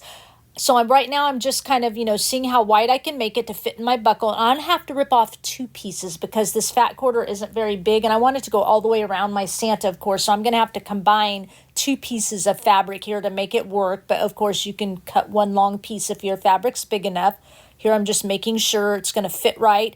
As I lay it on here, the fabric's looking a little too flat onto the next fabric. So you know what that means. I will bring out the batting in just a moment here. Yeah, that's just too flat for me. So I want to make sure the pieces, how long I need them to be. So that's why I'm kind of laying it down here because, of course, one piece will be shorter than the other. I don't need them both the same length. So that way I can combine them easily. Cut that off. Here's my 2 pieces of length that I need. All right. And then I'm going to sew off camera these 2 pieces together. And then I haven't done it yet. And then I'm going to lay it on the batting. Cut my batting to the width I need for the back side, and then I'll go ahead and glue my batting onto the back side. So here comes the next done. There it is. I probably could have just skipped to that, but there you go. All right, so that's ready. I've got my belt all now sewn to my batting, and I'm just using some black paint here, and I'm painting up my buckle. So if you have to use cardboard or foam board, or want to use cardboard or foam board, nobody will notice you're painting it black. And now I'm just distressing it a little bit with some sandpaper because it just needs to look a little bit rustic. Super cute. I love this detailing. And of course now I'll thread the belt through the buckle, and we'll get this glued on to our Santa. I just love how this looks. I think my favorite part's the belt, which is so silly because this face is cute. Anyway, I'll get this glued on. I'm going to kind of glue my seam at the side because where I had to sew the two pieces of fabric together. Now, I'm making sure also, let me change thought for a minute, I add some glue to the back of the buckle itself so it doesn't move along the fabric. All right? Bringing it around. So when I bring it around, if you look to the left, you'll see my seam of where I had to sew the two pieces together on the back. Just a second, let me bring it around. There's my seam right there. So I want my, where it connects on the other side to be on the side as well, so it looks intentional. It's just how my brain operates, don't worry about it. Cut off the excess, I'm gonna fold that under a little bit so it looks nice and neat, and then I will glue it to the other piece of the fabric. And our belt is done. Super cute. Okay, now let's go ahead and move on to the fringe part of our hat. I'm going to bring in some Distress Oxide ink and Vintage Photo. Nobody hate me. Santa works hard. He gets a little grungy, so I'm going to use some of that ink and a little finger dauber. You can see how light it is. I'm just going to add a little bit of ink to the outside of the fringe. Later, once I wrap it around the end of the hat, I need to add some to the inside of the fringe, but we'll do that in a second. And I'm going to add a little bit of grungy to the hat as well, right? And then I'm going to add some glue here at the top part of the fringe, of course, where it's all connected. Squeeze the end of my hat here. Now you can see why I left it open because it doesn't matter. And I'm going to glue, wrapping the fringe around, glue the, well, you know what I'm saying. Wrap the fringe with glue on it around the end of the hat. Now here I kind of see, oh wait, it's a little white on the inside because I forgot to flip it over and do the other side. So I'm just going to add a little bit of ink here. Okay, and then we'll make the top part of that fringe look better. So I've got a little strip of muslin here. It's probably a 1/2 inch maybe. I ripped a little strip of muslin. I've inked it up already. And I'm just going to wrap it around the top of that fringe there and tie a little bow. So that way it kind of hides that area. Gives it a little bit of cuteness. And then I've got a thick piece of twine here and I'm adding a rusty bell to it, and then I'm going to tie it into a knot with the bell on it. It takes me a minute to figure it out, but I get it because I want the bell in the center of the bow. And then I just use a safety pin to attach that to the center of the bow, you know, on that muslin fabric there, just like that. Perfect. Now you could be done here, but you all know I'm going to add a little bit of greenery and stuff. So to the right side of the hat, I'm going to add like I just said, a little bit of greenery. But again, you don't have to. You could just, I almost was like, should I not add any? But in the end, I do it because that's just what I do. Adding a little bit of these beaded berries. I cut off a pick. They have all these, you know, picks and stuff at Hobby Lobby. So y'all know it's been with me a while. I love my favorite beaded berries at Christmas time. And this is some star garland on wire. Can't find it anymore. Got it years ago. My cousin even gave me the rest of what she had. So, whoop, thank you. Adding a few little rusty bells here right in the center of that garland. Hide all that glue. That makes this project complete.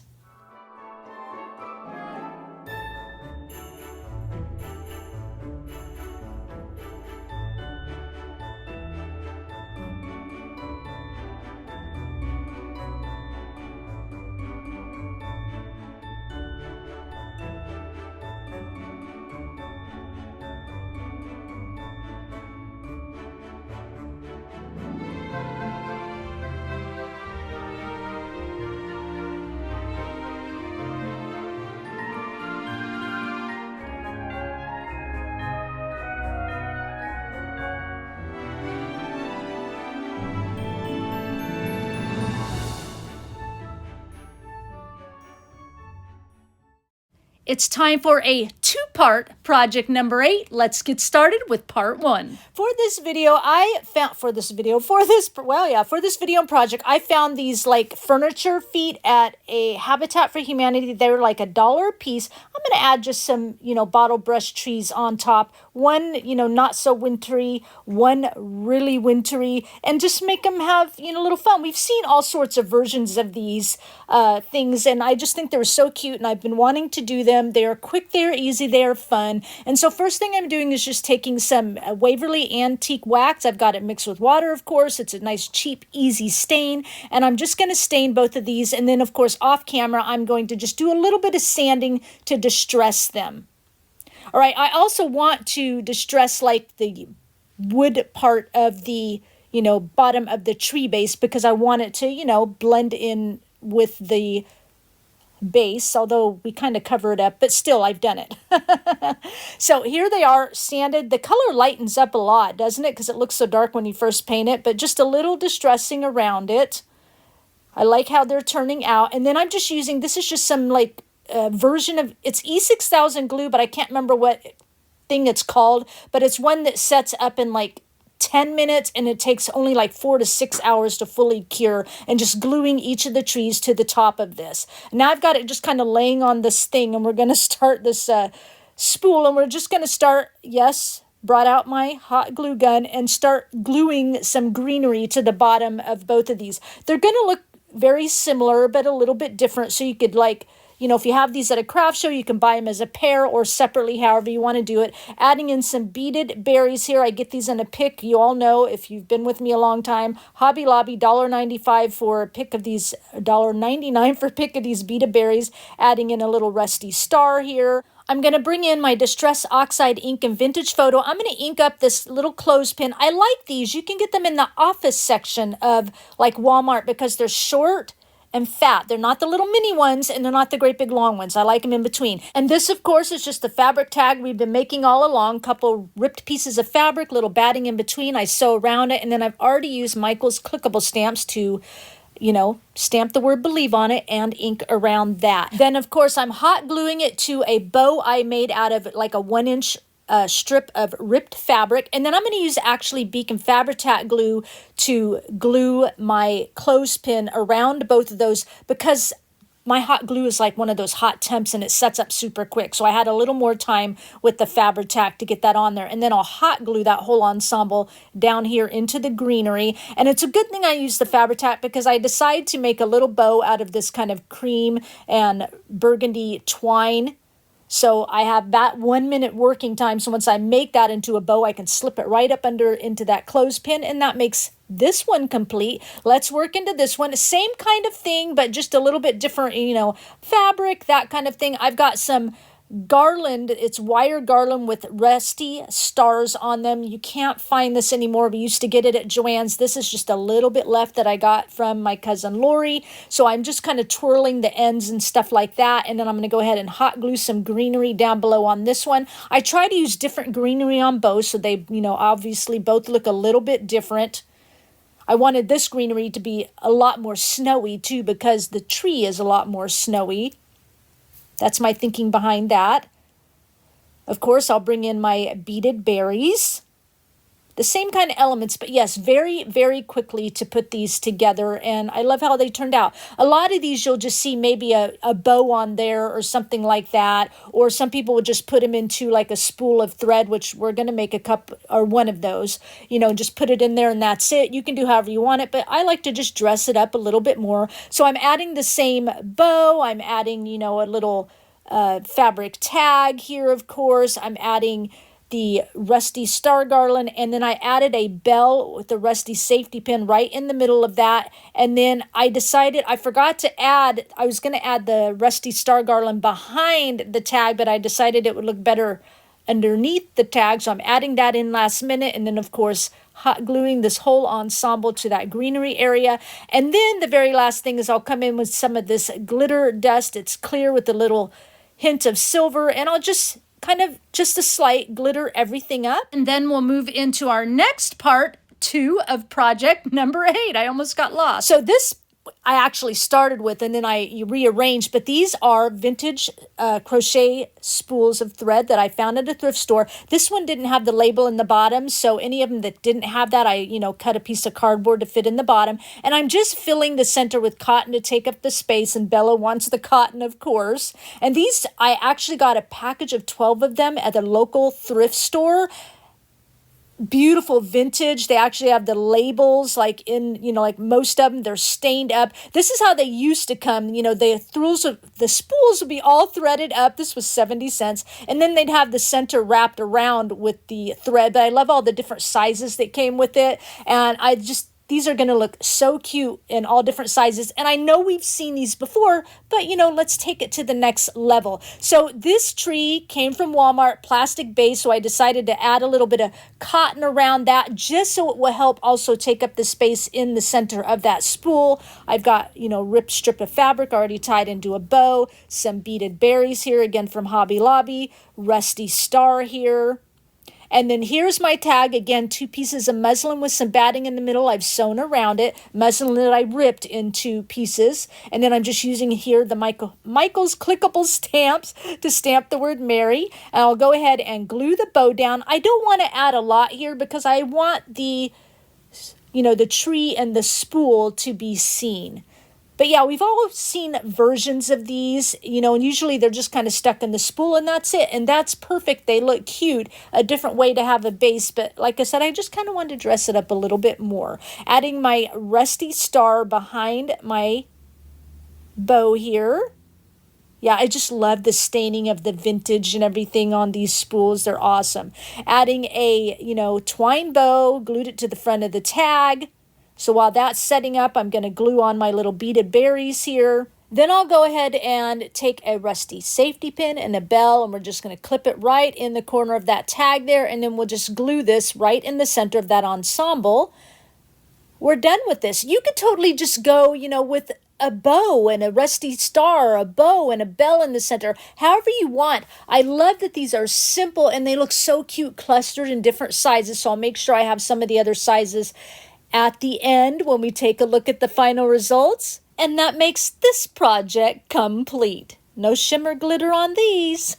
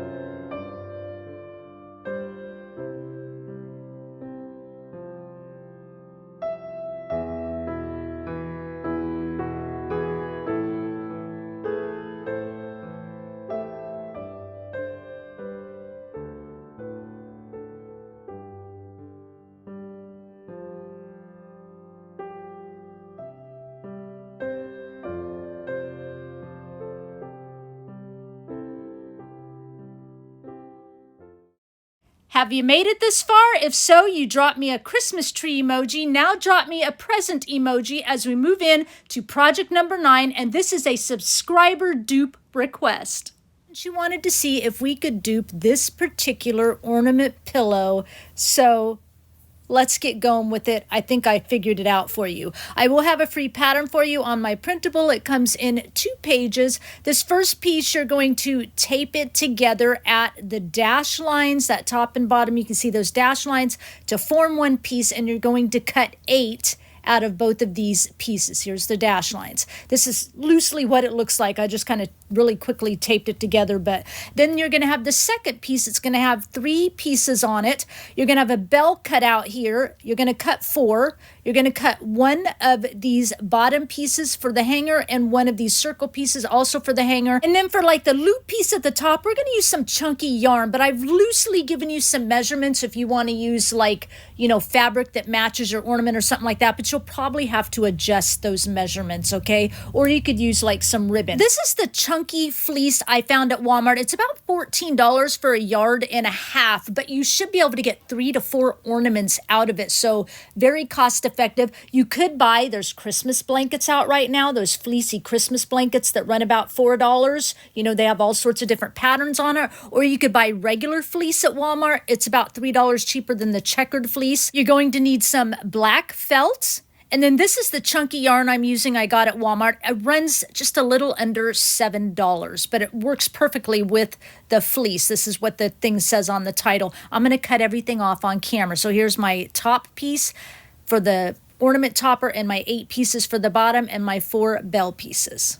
Now let's start putting this together. So about 1 inch up from the bottom is where you're going to place your bell piece. The little straight edge goes down and the round circle up toward the top. And now I know it looks like it's way down at the bottom, but these pieces measure about 16 inches tall. And if you went to the halfway point at 8 inches, got another ruler here, so you're about 1 inch from the center and then about 1 inch down from the bottom. So it is in the right area. If you're a gluer, just glue it down. If you're a sewer, you're going to sew down all the way around it.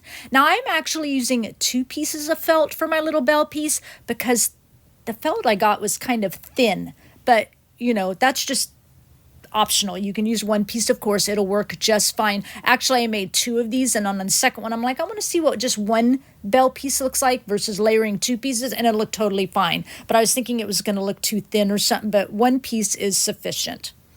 All right, once that's sewn, I've got my 4 pieces done. Now you're just going to start alternating. A bell piece is what we're going to call it because it's got the bell cut out, and a plain piece. A bell piece, a plain piece, a bell piece, a plain piece. So on your first piece, we're going to glue or sew all the way around. You want to make sure you get at the tip, although the top is okay if there's a little hole because we'll have our topper on there, but the bottom, get down as close as you can. But this first piece, we also want to leave a little opening, so I'm going to pin that off just on this one. You're going to have a plain piece and a bell piece together, make about a little 4-inch opening right here. Okay, if you're a gluer, you're going to glue from the top, leave the opening, and then the bottom. All right, if you're a sewer, top to your opening, and then sew the bottom. All right, here it is. You can see how I've done it. Opening. We've got a plain piece and a bell piece. That's how I started mine. And now you're going to add, alternating, right, a plain piece. Matching your edges. If you're a gluer, point to point, lay it on pretty sides together, right sides together. Of course, if you're a sewer, you're going to sew all the way down that. I'll show like this first one, and then, you know, I'll get into, again, showing how we're alternating it, just laying the pieces together, and then I'm going to pretty much do the rest off camera. So here's my next piece. We're on our 3rd piece now. This is what it looked like. I have a plain, a bell, and a plain. Now we're going to take another bell piece. Careful. See how mine's upside down there? Watch it. Make sure your bell pieces are at the same edge. Glue it all the way down if you're a gluer, or sew it all the way down. Then you're going to add your plain piece, right sides together, gluing or sewing. Add your next piece. You've got a bell piece, right sides together, gluing or sewing. Open that up, plain piece, gluing or sewing. All the way till you get all your pieces down together, alternating, making sure your bell pieces are at the same edge. Now, as you get to your bottom piece, we've got our opening. Remember, we did our opening there. So your very last piece, you're just doing like all the rest. You're going to glue or sew it all the way together. Okay, now I haven't got that last piece. I've got it pinned, and then I'm going to pin this other side because I kind of wanted to just show you something there. I'm all sewn except for this last piece. So I'm going to pin this last little bit together. All right, so at the top, it's okay, like I said, if there's an opening. At the bottom, you're most likely going to have an opening because maybe if you're a gluer, you might not. But if you're a gluer and you do have an opening, glue it closed. If you're a sewer, just sew all the way straight across. Okay, so I'm going to show you here. I'm sewing my last side all the way down. And then once I get that sewn, I'm going to lay it together as if you're, trying to fold a fitted sheet. You're putting the corner pockets together here. Just lay it like that, nice and flat, okay? And then just sew straight across on the bottom, adjusting your fabric if you need to make it nice and flat, and just get that sewn all the way across. That way it doesn't bunch up underneath it, okay? Now go ahead and turn your whole ornament pillow right side out and pretty. You'll know you've got it right Here's my seam. You can see it's all sewn, perfectly wonderful. And when you lay it down, you've got a little X pattern with your bell shapes. That means you alternated it correctly.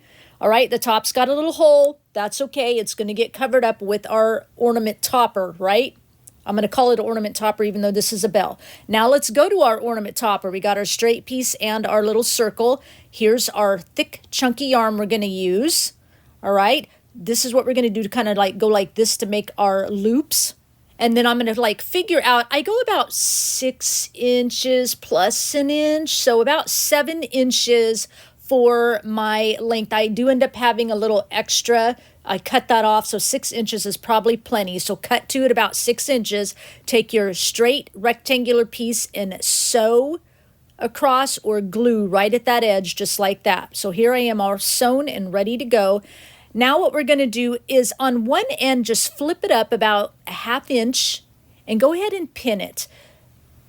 You don't really need to pin it, but it's just kind of a reminder not to touch one end, okay? So pin it up about a 1/2 inch. I'll show you why in a little bit, of course, but it's just going to kind of hold it into place. We're not going to sew it or anything like that, but here I am all pinned. Now at the top end, that's the raw edge, is where we're going to place our circle, but we need to get our hanger in first. So essentially we're going to glue on each end, leaving that center open. So about 1 inch in on the left, add a little glue, pinch it closed, of course, to the right side, add a little glue about 1 inch, pinch it closed. Then we're going to add this to the cut edge of our topper. You're going to kind of have your cut edges of your yarn up, and then start on like where the seam is, where you sewed or glued, makes it easier, and then just glue that down for now. Those of you gluers, glue it down. Those of you sewers, you're gluing it down for now. Then you're going to drop that whole thing of yarn down toward the bottom, the loops toward the bottom edge where we've got it pinned. See here, I had to cut off a little excess, about that inch. And then, so I'm re-gluing it together. So really, like I said, 6 inches, and then glue that directly across from the seam on the other side. Again, your whole loop is kind of hanging downward toward that pinned edge. Okay? That's what it looks like. Now we're going to add the top. So right sides together, pretty sides together. You've got your ugly sides out. And if you're a gluer, you're just going to glue it all the way around, paying careful attention to, glue nicely over where your loop is, your loop of yarn there, and then all the way around. I'm going to go ahead and just pin it here. And I'm going to double pin it kind of on the areas where that yarn is to make sure I just go over it, nice and slow, and make sure I get the yarn edges as I'm sewing. Make sure that gets sewed in, it doesn't slide out or anything like that. Of course, it's glued, but still, if I get too close to the edge or something, I might not get it all in there. That's just my wonky sewing habits. And then I'm going to take it to the machine and sew it. And you can either sew it from like this side or the other side. I tend to like sew it this side facing up. You can see here how I've got it, and I just make sure the other side is laid all nice and flat so it's not bunching underneath. That side wall is laying flat, and I just take my time and sew all the way around in that circle, and this is what that looks like. It'll look a little bunchy, that's okay. And then go ahead and flip it right side out, and we have our handles here. It looks like a little purse, right? Don't worry, we'll take care of those open handles in a minute. All right, so the end where we pinned it, just go in between about 1 inch apart and just make some little slits. All right, this is going to help us so that we lay it nice and flat on top of our ornament, and go ahead and stuff it right up to kind of where you made the slits, and the slits are about a 1/2 inch long, and then stuff your ornament as full as you want and sew it or glue it closed. Here's my ornament. Yes, it is huge, and you'll see how huge it is once we cut the yarn that goes all the way around here. So this yarn is actually about 36 inches, but I cut about an extra 3 or 4 inches beyond that. So it's about 36 inches long. So that's about the diameter of our ornament. It is huge. Now I'm just sewing my opening closed, because remember I told you to do that earlier. I'm doing it now because I wanted to show you the length of the, thing that goes around our little bell ornament here, cutting off that. And then I'm going to glue those little pieces down that we cut slits. There we go. See, gluing it down is just going to help us so it lays flat on top of our ornament. And what I will do is glue this whole piece down, and then I'll just sew around the perimeter, making sure I hide the thread. But the Fabrica glue would hold it nicely. I wouldn't worry about it. Okay, hot glue is fine. And then I'm just making sure I pinch it down nice, make it flat. See, adding a bunch of glue all the way around and get it right in the center of those 8 pieces there. See, that's why it didn't matter if the top was a little bit open, because we're hiding it anyway. So I'm just making sure I kind of tuck it in underneath, making sure it's nice and neat. None of those slits show. This is what it would look like. And then, of course, like I said, needle and thread. I'll do that off camera. So now about 2 inches up from our little bells. I know before when we placed it was about 1 inch up, but when I went to place the center, I did originally go 1 inch up, but it looked a little bit low. So about 2 inches up from that top of our little bell shape there. I'm just spot gluing it here. I pull it nice and tight as I spot glue it.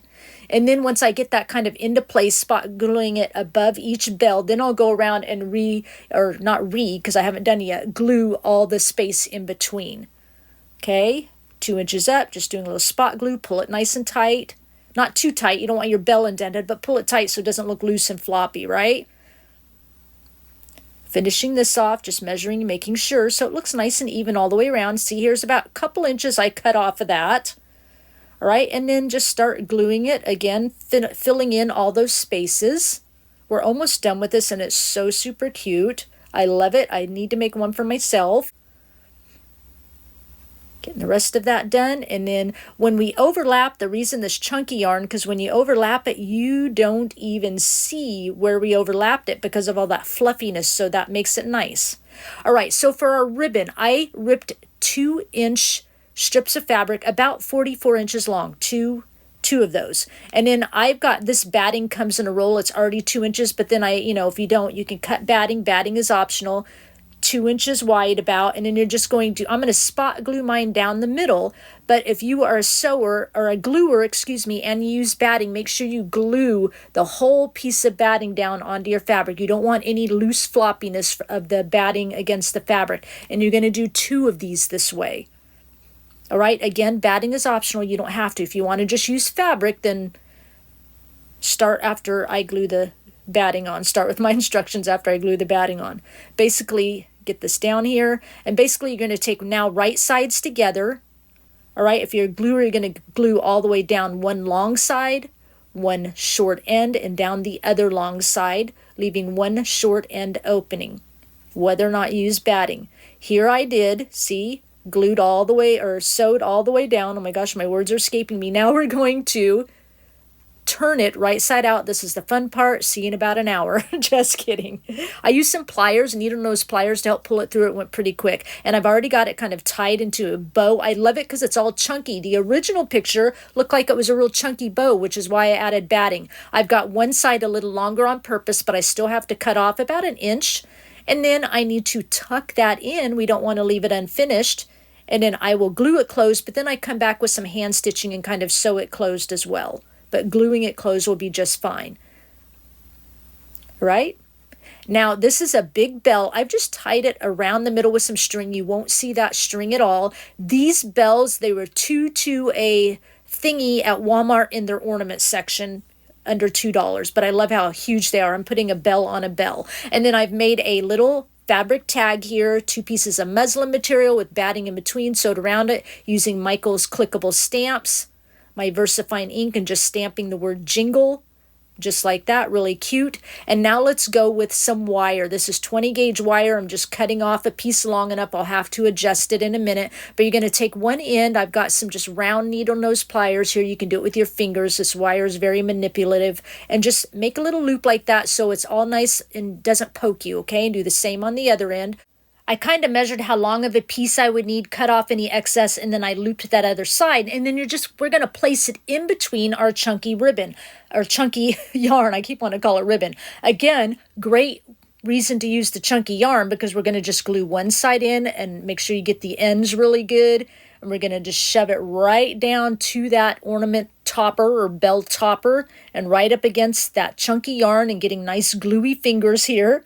And then we'll go ahead and add glue on the other side, just like this. And then we're going to just form the other side of that chunky yarn right around it, and you don't even know that wire's there. Now, you don't have to use wire at all. My husband was like, you don't need any wire. It's cute all floppy, but I wanted it to stand up more. Even though it's a pillow, I wanted some wire in it. Okay, So you can decide what you want, but just manipulate it around, glue it really good, and hide that wire. All right, so now I've got my bow glued on. All right, everything's looking really, really cute. My bell is in there, and I'm just going to glue the corner of my tag in, see where I want it. I really love how this dupe turned out. Thank you, Janice, for, seeing if I would make it. It was fun. Glue it in there, make sure it's all hidden. And then off camera, I'll do a little bit of shimmer spray on there, just like on the bow, the bell, and the tag, just to shimmer it up a little bit. And that makes this project complete.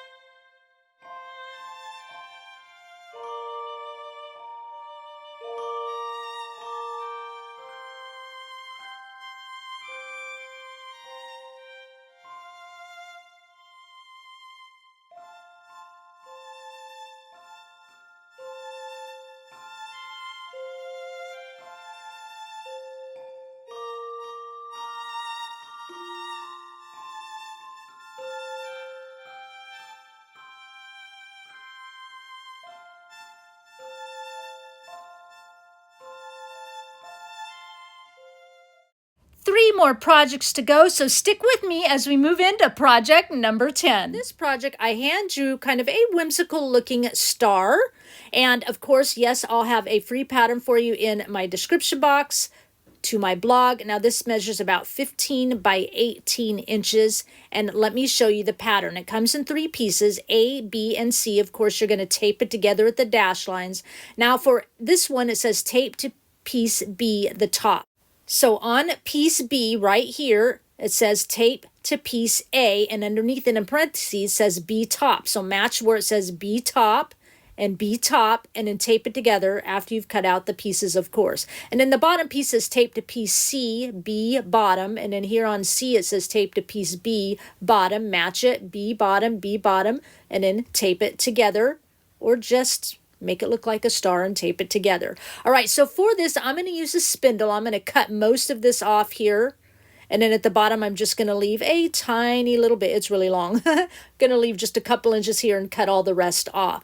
I needed something for the base, so I was looking for something. And I went in my stuff, and I found this cutting board I found at Goodwill. And I thought, unbelievably blessed. That will work perfectly to go in with the star we're making. So I'm going to just cut the handle off and round it off. I'm going to use this piece from Dollar Tree, kind of cut it in half, use this candle from Dollar Tree, but I'm only going to use the base because I found these at a show recently. They're done in wax. They look all rustic. They blinky blink. Love it. So I'm going to trade out and just use the base on this. I was hoping when I took this apart, I thought I'm just going to have to cut it out. But as I was taking it apart, the light part accidentally popped off, and then that popped out. The whole thing just popped out in one, so I can use this whole part is what I'm trying to say. Save it for later somehow. And I've just got a base, and I'm going to unscrew the bottom of this. I'll have to take the wax off, but it'll fit right down into the bottom of that base perfectly. Couldn't have been any better. And then this base fits perfectly on this piece of wood here. So I'm just using my little table saw here, and I'm going to cut my big spindle down. I kind of have to turn it. I can only do it, part way because it's a small little table saw just for me. Sorry, let's get a picture of my sweater here. Do both sides that way, get it cut off. I'll sand everything off camera just, so you don't have to watch me do any sanding on these pieces anyway. Got that to size. I have this to size. Done. And then I'm going to do my cutting board here. It went through perfectly wonderful. And look, the cutting board already even has little things on the bottom. So, it's not going to scratch any tabletops or anything like that. It has little feet. And then here's my star pattern. Of course, I'm tracing it onto this board. I picked this board up at like Home Depot, and it's like a chalkboard. So, and it's really thin, and I wanted to use it because I thought it would be really lightweight. It wouldn't like topple, everything over once I get all the greenery and stuff on it. So there's my star all drawn. And I think I picked it up for like around $10, something like that. It wasn't very much, and it was a really big piece. I'm using about half of a piece here. And then of course I'm just using my jigsaw here, and I'm just going to show cutting a little bit of it because I have to get at some weird angles, and I just couldn't situate my camera right to be able to show me cutting the whole thing for you all. And it's kind of dark outside now. It's nighttime. I've got like a ring light out here so you can see what I'm doing. It was getting late.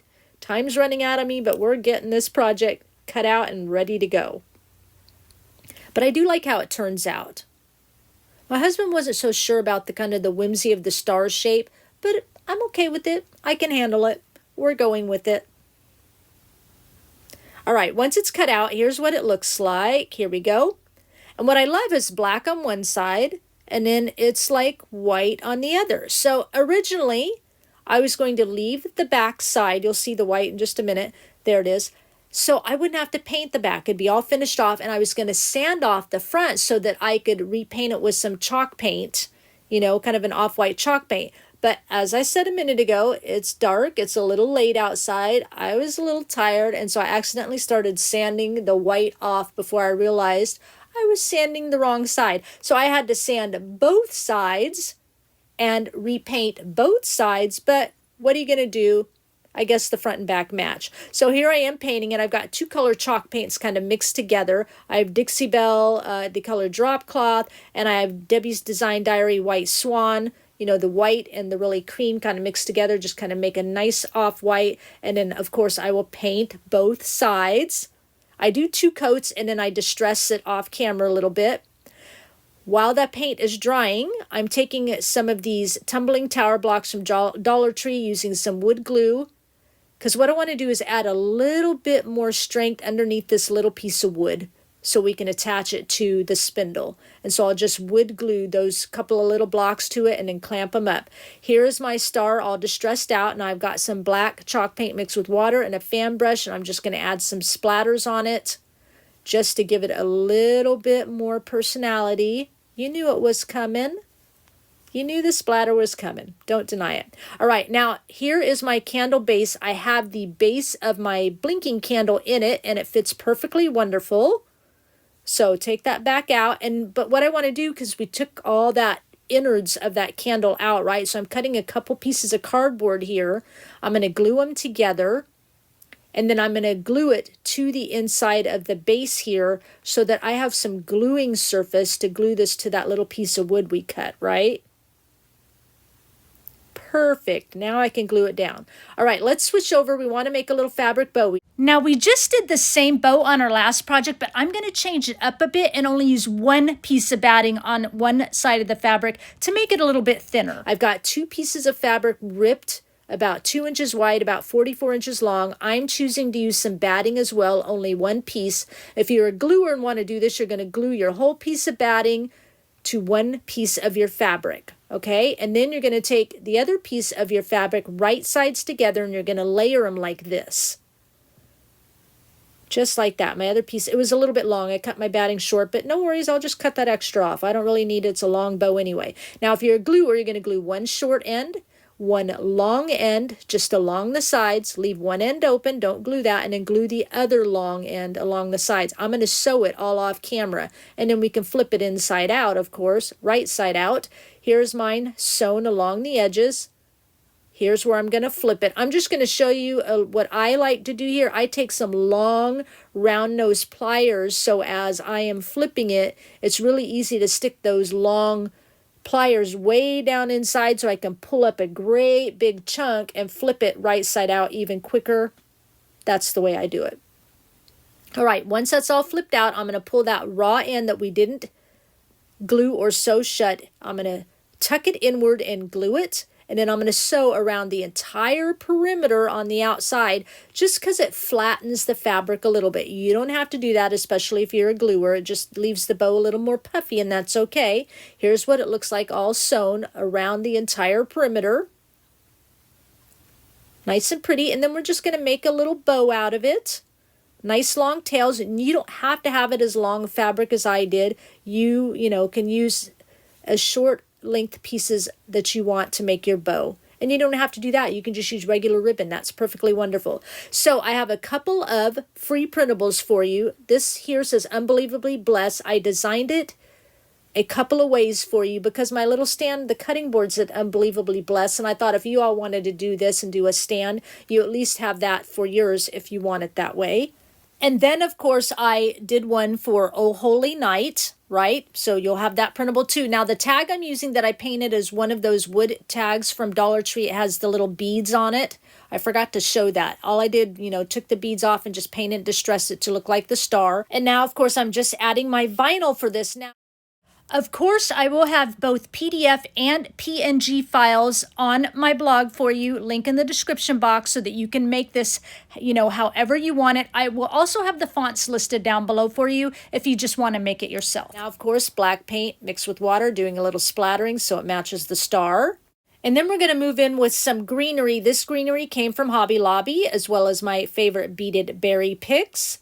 And these bells as well, everything half off, so that made it nice. Now, as I was trying to arrange how I was going to do the greenery, I got it just in the right position, so I already added a zip tie to the center of these. So I'm going to add the rest of my greenery on here. I'm going to hot glue it first on each piece and then add a zip tie. And the zip ties are not going to be seen because that bow's going to cover it all, and then where we glue it, none of that gets seen, even from the back side. And then I've got one more piece of this greenery. I think this greenery is like, it was, after, I think, half price, about $5, it was really big and full.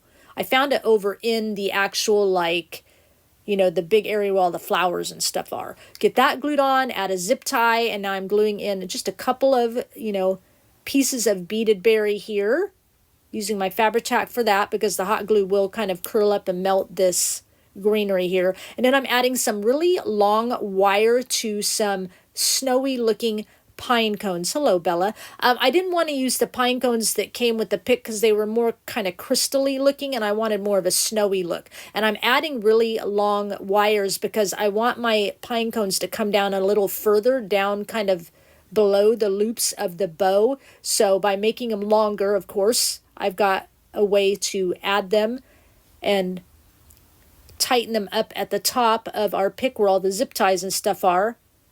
Cut off the excess and then loop them around the back of the pick and have them tight on there. Is that understandable? Probably you should just watch. Now I've got Boston and Bella on here every time I'm crafting. All right, get this one into position, tighten it up, cut off the excess, and loop that wire around the back. And now I'm hot gluing my bow into position. Promise you're not going to see any of that because the spindle covers it all. None of those zip ties are seen. And now I'm gluing my little tag onto the front of the bow. And then I've got some twine. I was able to just get right in there into that hole. Nice, a long piece again. And I'm going to loop my bell on. Keep moving my bell around. So as I tie the bow, the bell ends up in the center of our loops there.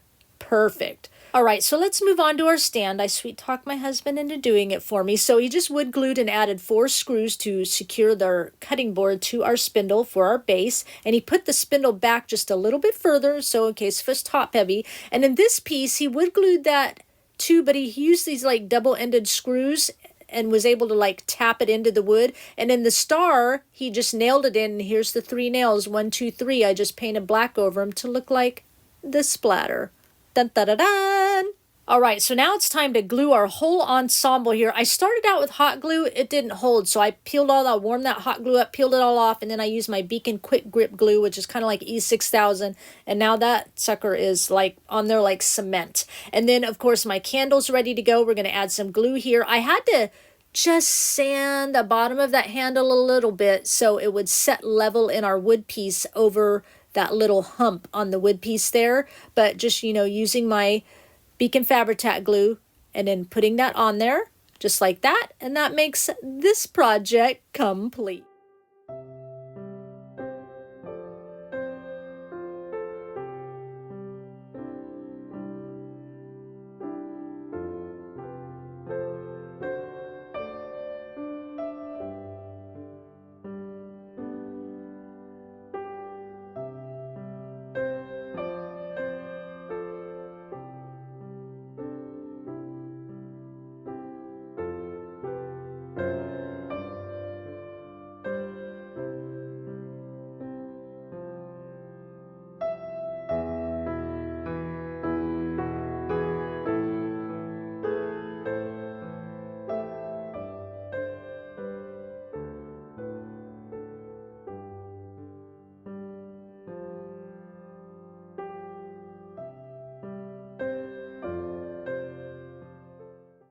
Let's move right on into project number 11. Now this project is a dupe, and I saw this online. I think it was Pinterest, but it came to $22, and I thought, well, let's make it. So I had this wood left over a couple of years ago, actually, that my husband cut for me to make pumpkins with. And so that's what we're going to use. You can use, any thickness that you want. Of course, they're about 6 inches long, about 3.5 inches wide, all the same size, where I know the original one is different sizes.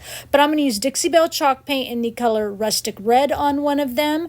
I'm going to use Dixie Belle chalk paint in the color Drop Cloth on the Wood Star. I got that like a set of 3 at a thrift store. And this is a paint I got clearance at local like Ace Hardware store, so it is a sage color. And then the other one I'll show you in a minute what it is. I think it's called Fluff. All right, so I'm going to start painting all the way around, of course, each one, front, back, sideways, front ways, back ways, tilt ways. You know the deal. I do 2 coats. Off camera, I will sand them and distress them so, they look a lot more rustic. But I had a lot of fun with this, more fun than I thought it was going to be. And I think I made it enough different that, sorry, I like mine a little bit better, but we'll see what y'all think. All right, on to the next one. Okay, so the paint, look at the paint. It looks all curdled, like it's messed up and old, but that's how the paint comes. They had a bunch of different colors. I bought a lot, and the gal, before I even open it, of course, she's like, it looks curdled and gross, she says, but it paints on totally smooth, and she was right. It paints on as if I was like painting a coat of water on there. It is so smooth and fluid and covers really well, but it looks like my paint is like disgustingly old and whatever, but I actually really like it. It works really well. I got like an off-white, a black, a brown, this green. I've been looking for a shade of green.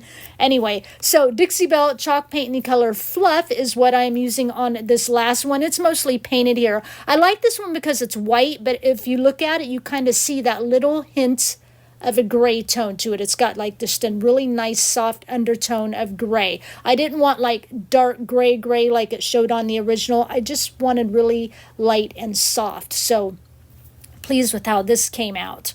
And then again on the stars, I'm leaving the one side already white. I've already kind of distressed around the edges because I wanted to round them a little bit is all. And then of course I'll re-distress again. But what I like leaving the white on there is when I go to distress this drop cloth color, that white will show up under it and looks really nice. So here's what it looks like. That's actually the back of the star. Everything all distressed and ready to go. Now for this, I will have a free printable for you. One night, one star, one child. I'm going to use a big star, but I did create a different one with the star included if you don't want a separate star like I'm doing. So you have 2 options for the one star word.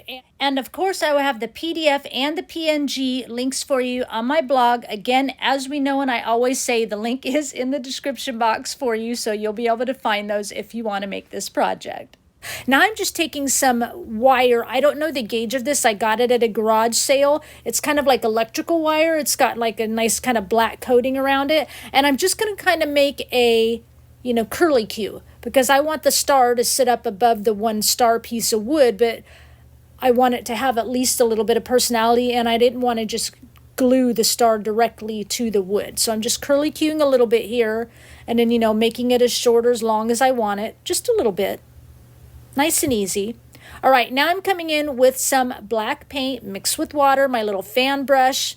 I'm just I like to wipe off any excess and tap my fan brush first to see how the splatter's working, because I can't stand those drip splatters. I like them at little dot splatters. So I always wipe off excess paint and try it out first before I start splattering. But you all know that's going to add a little something to it.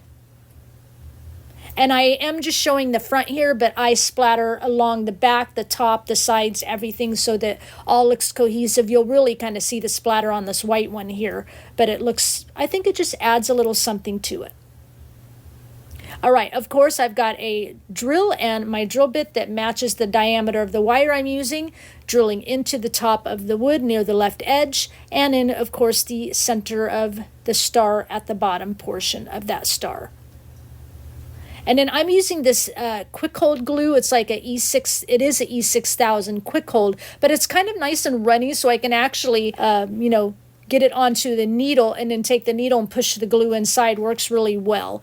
And then, of course, I'll go ahead and add my wire to the bottom of the star and into the top of the wood, and I'll just turn my star just a little bit.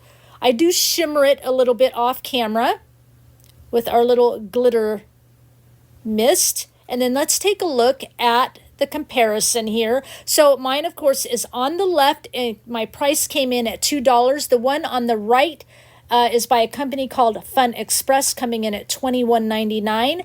I had an out-of-pocket savings of $19.99. You'll have to tell me which one you like best. What do you think?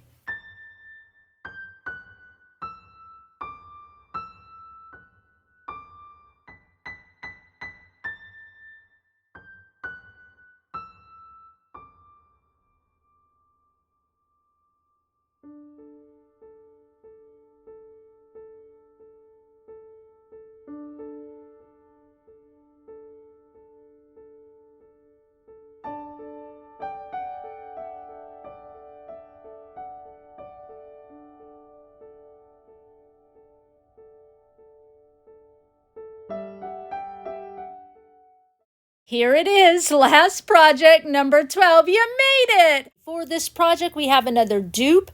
This one was from antiquefarmhouse.com. I thought we could remake it. I kind of like how mine turned out. A little bit more rustic, but I like it. You'll have to let me know what you think. So I bought from a local hardware store 4x4 wood here. And I'm going to have my husband cut it into 4-inch lengths. 4 of them. Okay, and then I need to drill a hole in the center. So he's got this drill press. It's got that cool drill on it with the, I don't know, somebody tell me what that's called. Somebody told me once before I used them and I can't remember. But you can do the same with the handheld drill, but the drill press makes it nice because it's going to make it nice and straight. Just right down in the middle, he's doing that, and it just, uses that bit to drill down the depth that we want of the candle we're going to use. And you can make these as deep as you want depending on what type of candle you're going to use. I'm using little tea light battery operated ones from Dollar Tree. So probably about 1.5 inches. And I think we used 1.5 inches size on the drill bit. So here's what they look like. I've already kind of sanded them along the edges and stuff a little bit to give it more of a rounded look around there. But here comes Bella. But, we need to paint them up a little bit, and I am going to kind of do like the original. I'm using Waverly Antique Wax mixed with water to give it a nice little stain. Once they're all painted and, quote unquote stained, I'll distress them off camera to give them a lot more of a rustic look than the actual ones we're duping, because y'all know I like a lot more rustic looking. Get this one all finished up. Just going to do one for you so you can see I did it. But I think these turned out really good, and I like them. They're pretty. I really like the idea, so I hope you like it too.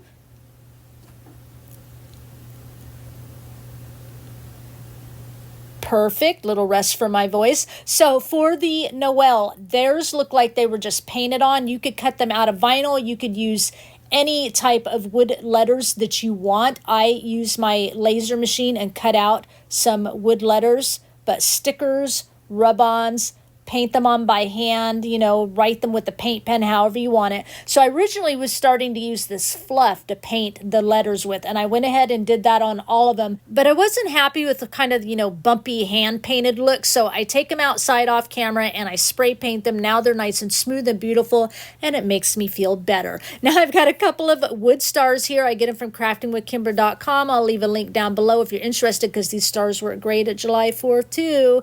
Anyway, I'm doing 2 sizes here because at this point I'm not sure which size I will end up using, and I do a little stain on them first so that when I come in with my curdled looking off-white paint here that we all know paints up beautifully, because we already discussed this in the last project, once it's all dry and I go to distress it, that stain will kind of come up underneath and around the paint a little bit and look kind of nice. You can see it here. I just kind of like how that looks, and it goes in with our rustic look of our, candle holders down below. We'll call them candle holders. You can see these are all distressed up. I sanded them outside.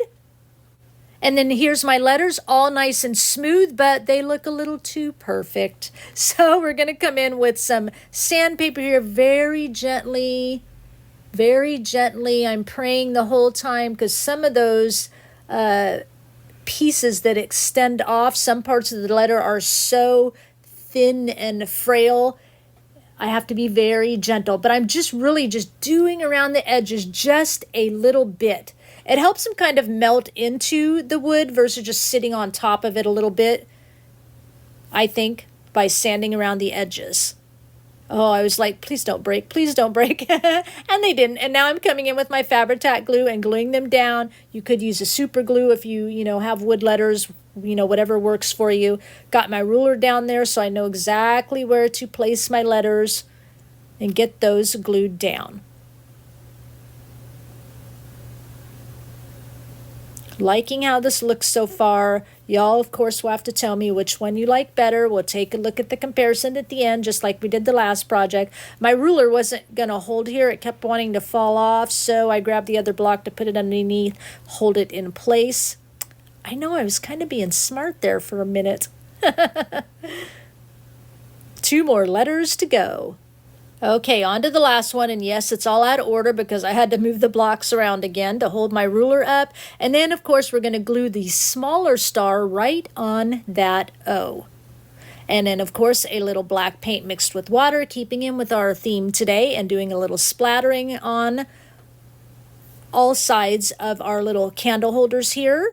And then these are the little tea light candles from Dollar Tree I'm going to be using. Now they have taller ones. You can use actual little tea light candles. You could use, I originally actually wanted to use the little, it's like a set of 4 from Dollar Tree, the clear glass holders, and then put candles in the middle, but I couldn't find those at our Dollar Tree, so there it is. So on these, that's why I went with these ones. They're too white, so I'm using the glitter dust to, of course, spray them up. It does actually help tone it down and easier to see in person, but I just spray the whole thing. And then, of course, all the candle holders, just a little bit on there because I want them more of a rustic look, but I want it to, coincide together. And, of course, once I do this, that makes this project complete. Let's take a look at the comparison. Coming in on the right side from Antique Farmhouse at a price of $31.50. Ours came in at a price, or mine, at $5 because I did have to buy the wood first, but it's still an out-of-pocket savings of $26.50. Let me know which one you like best.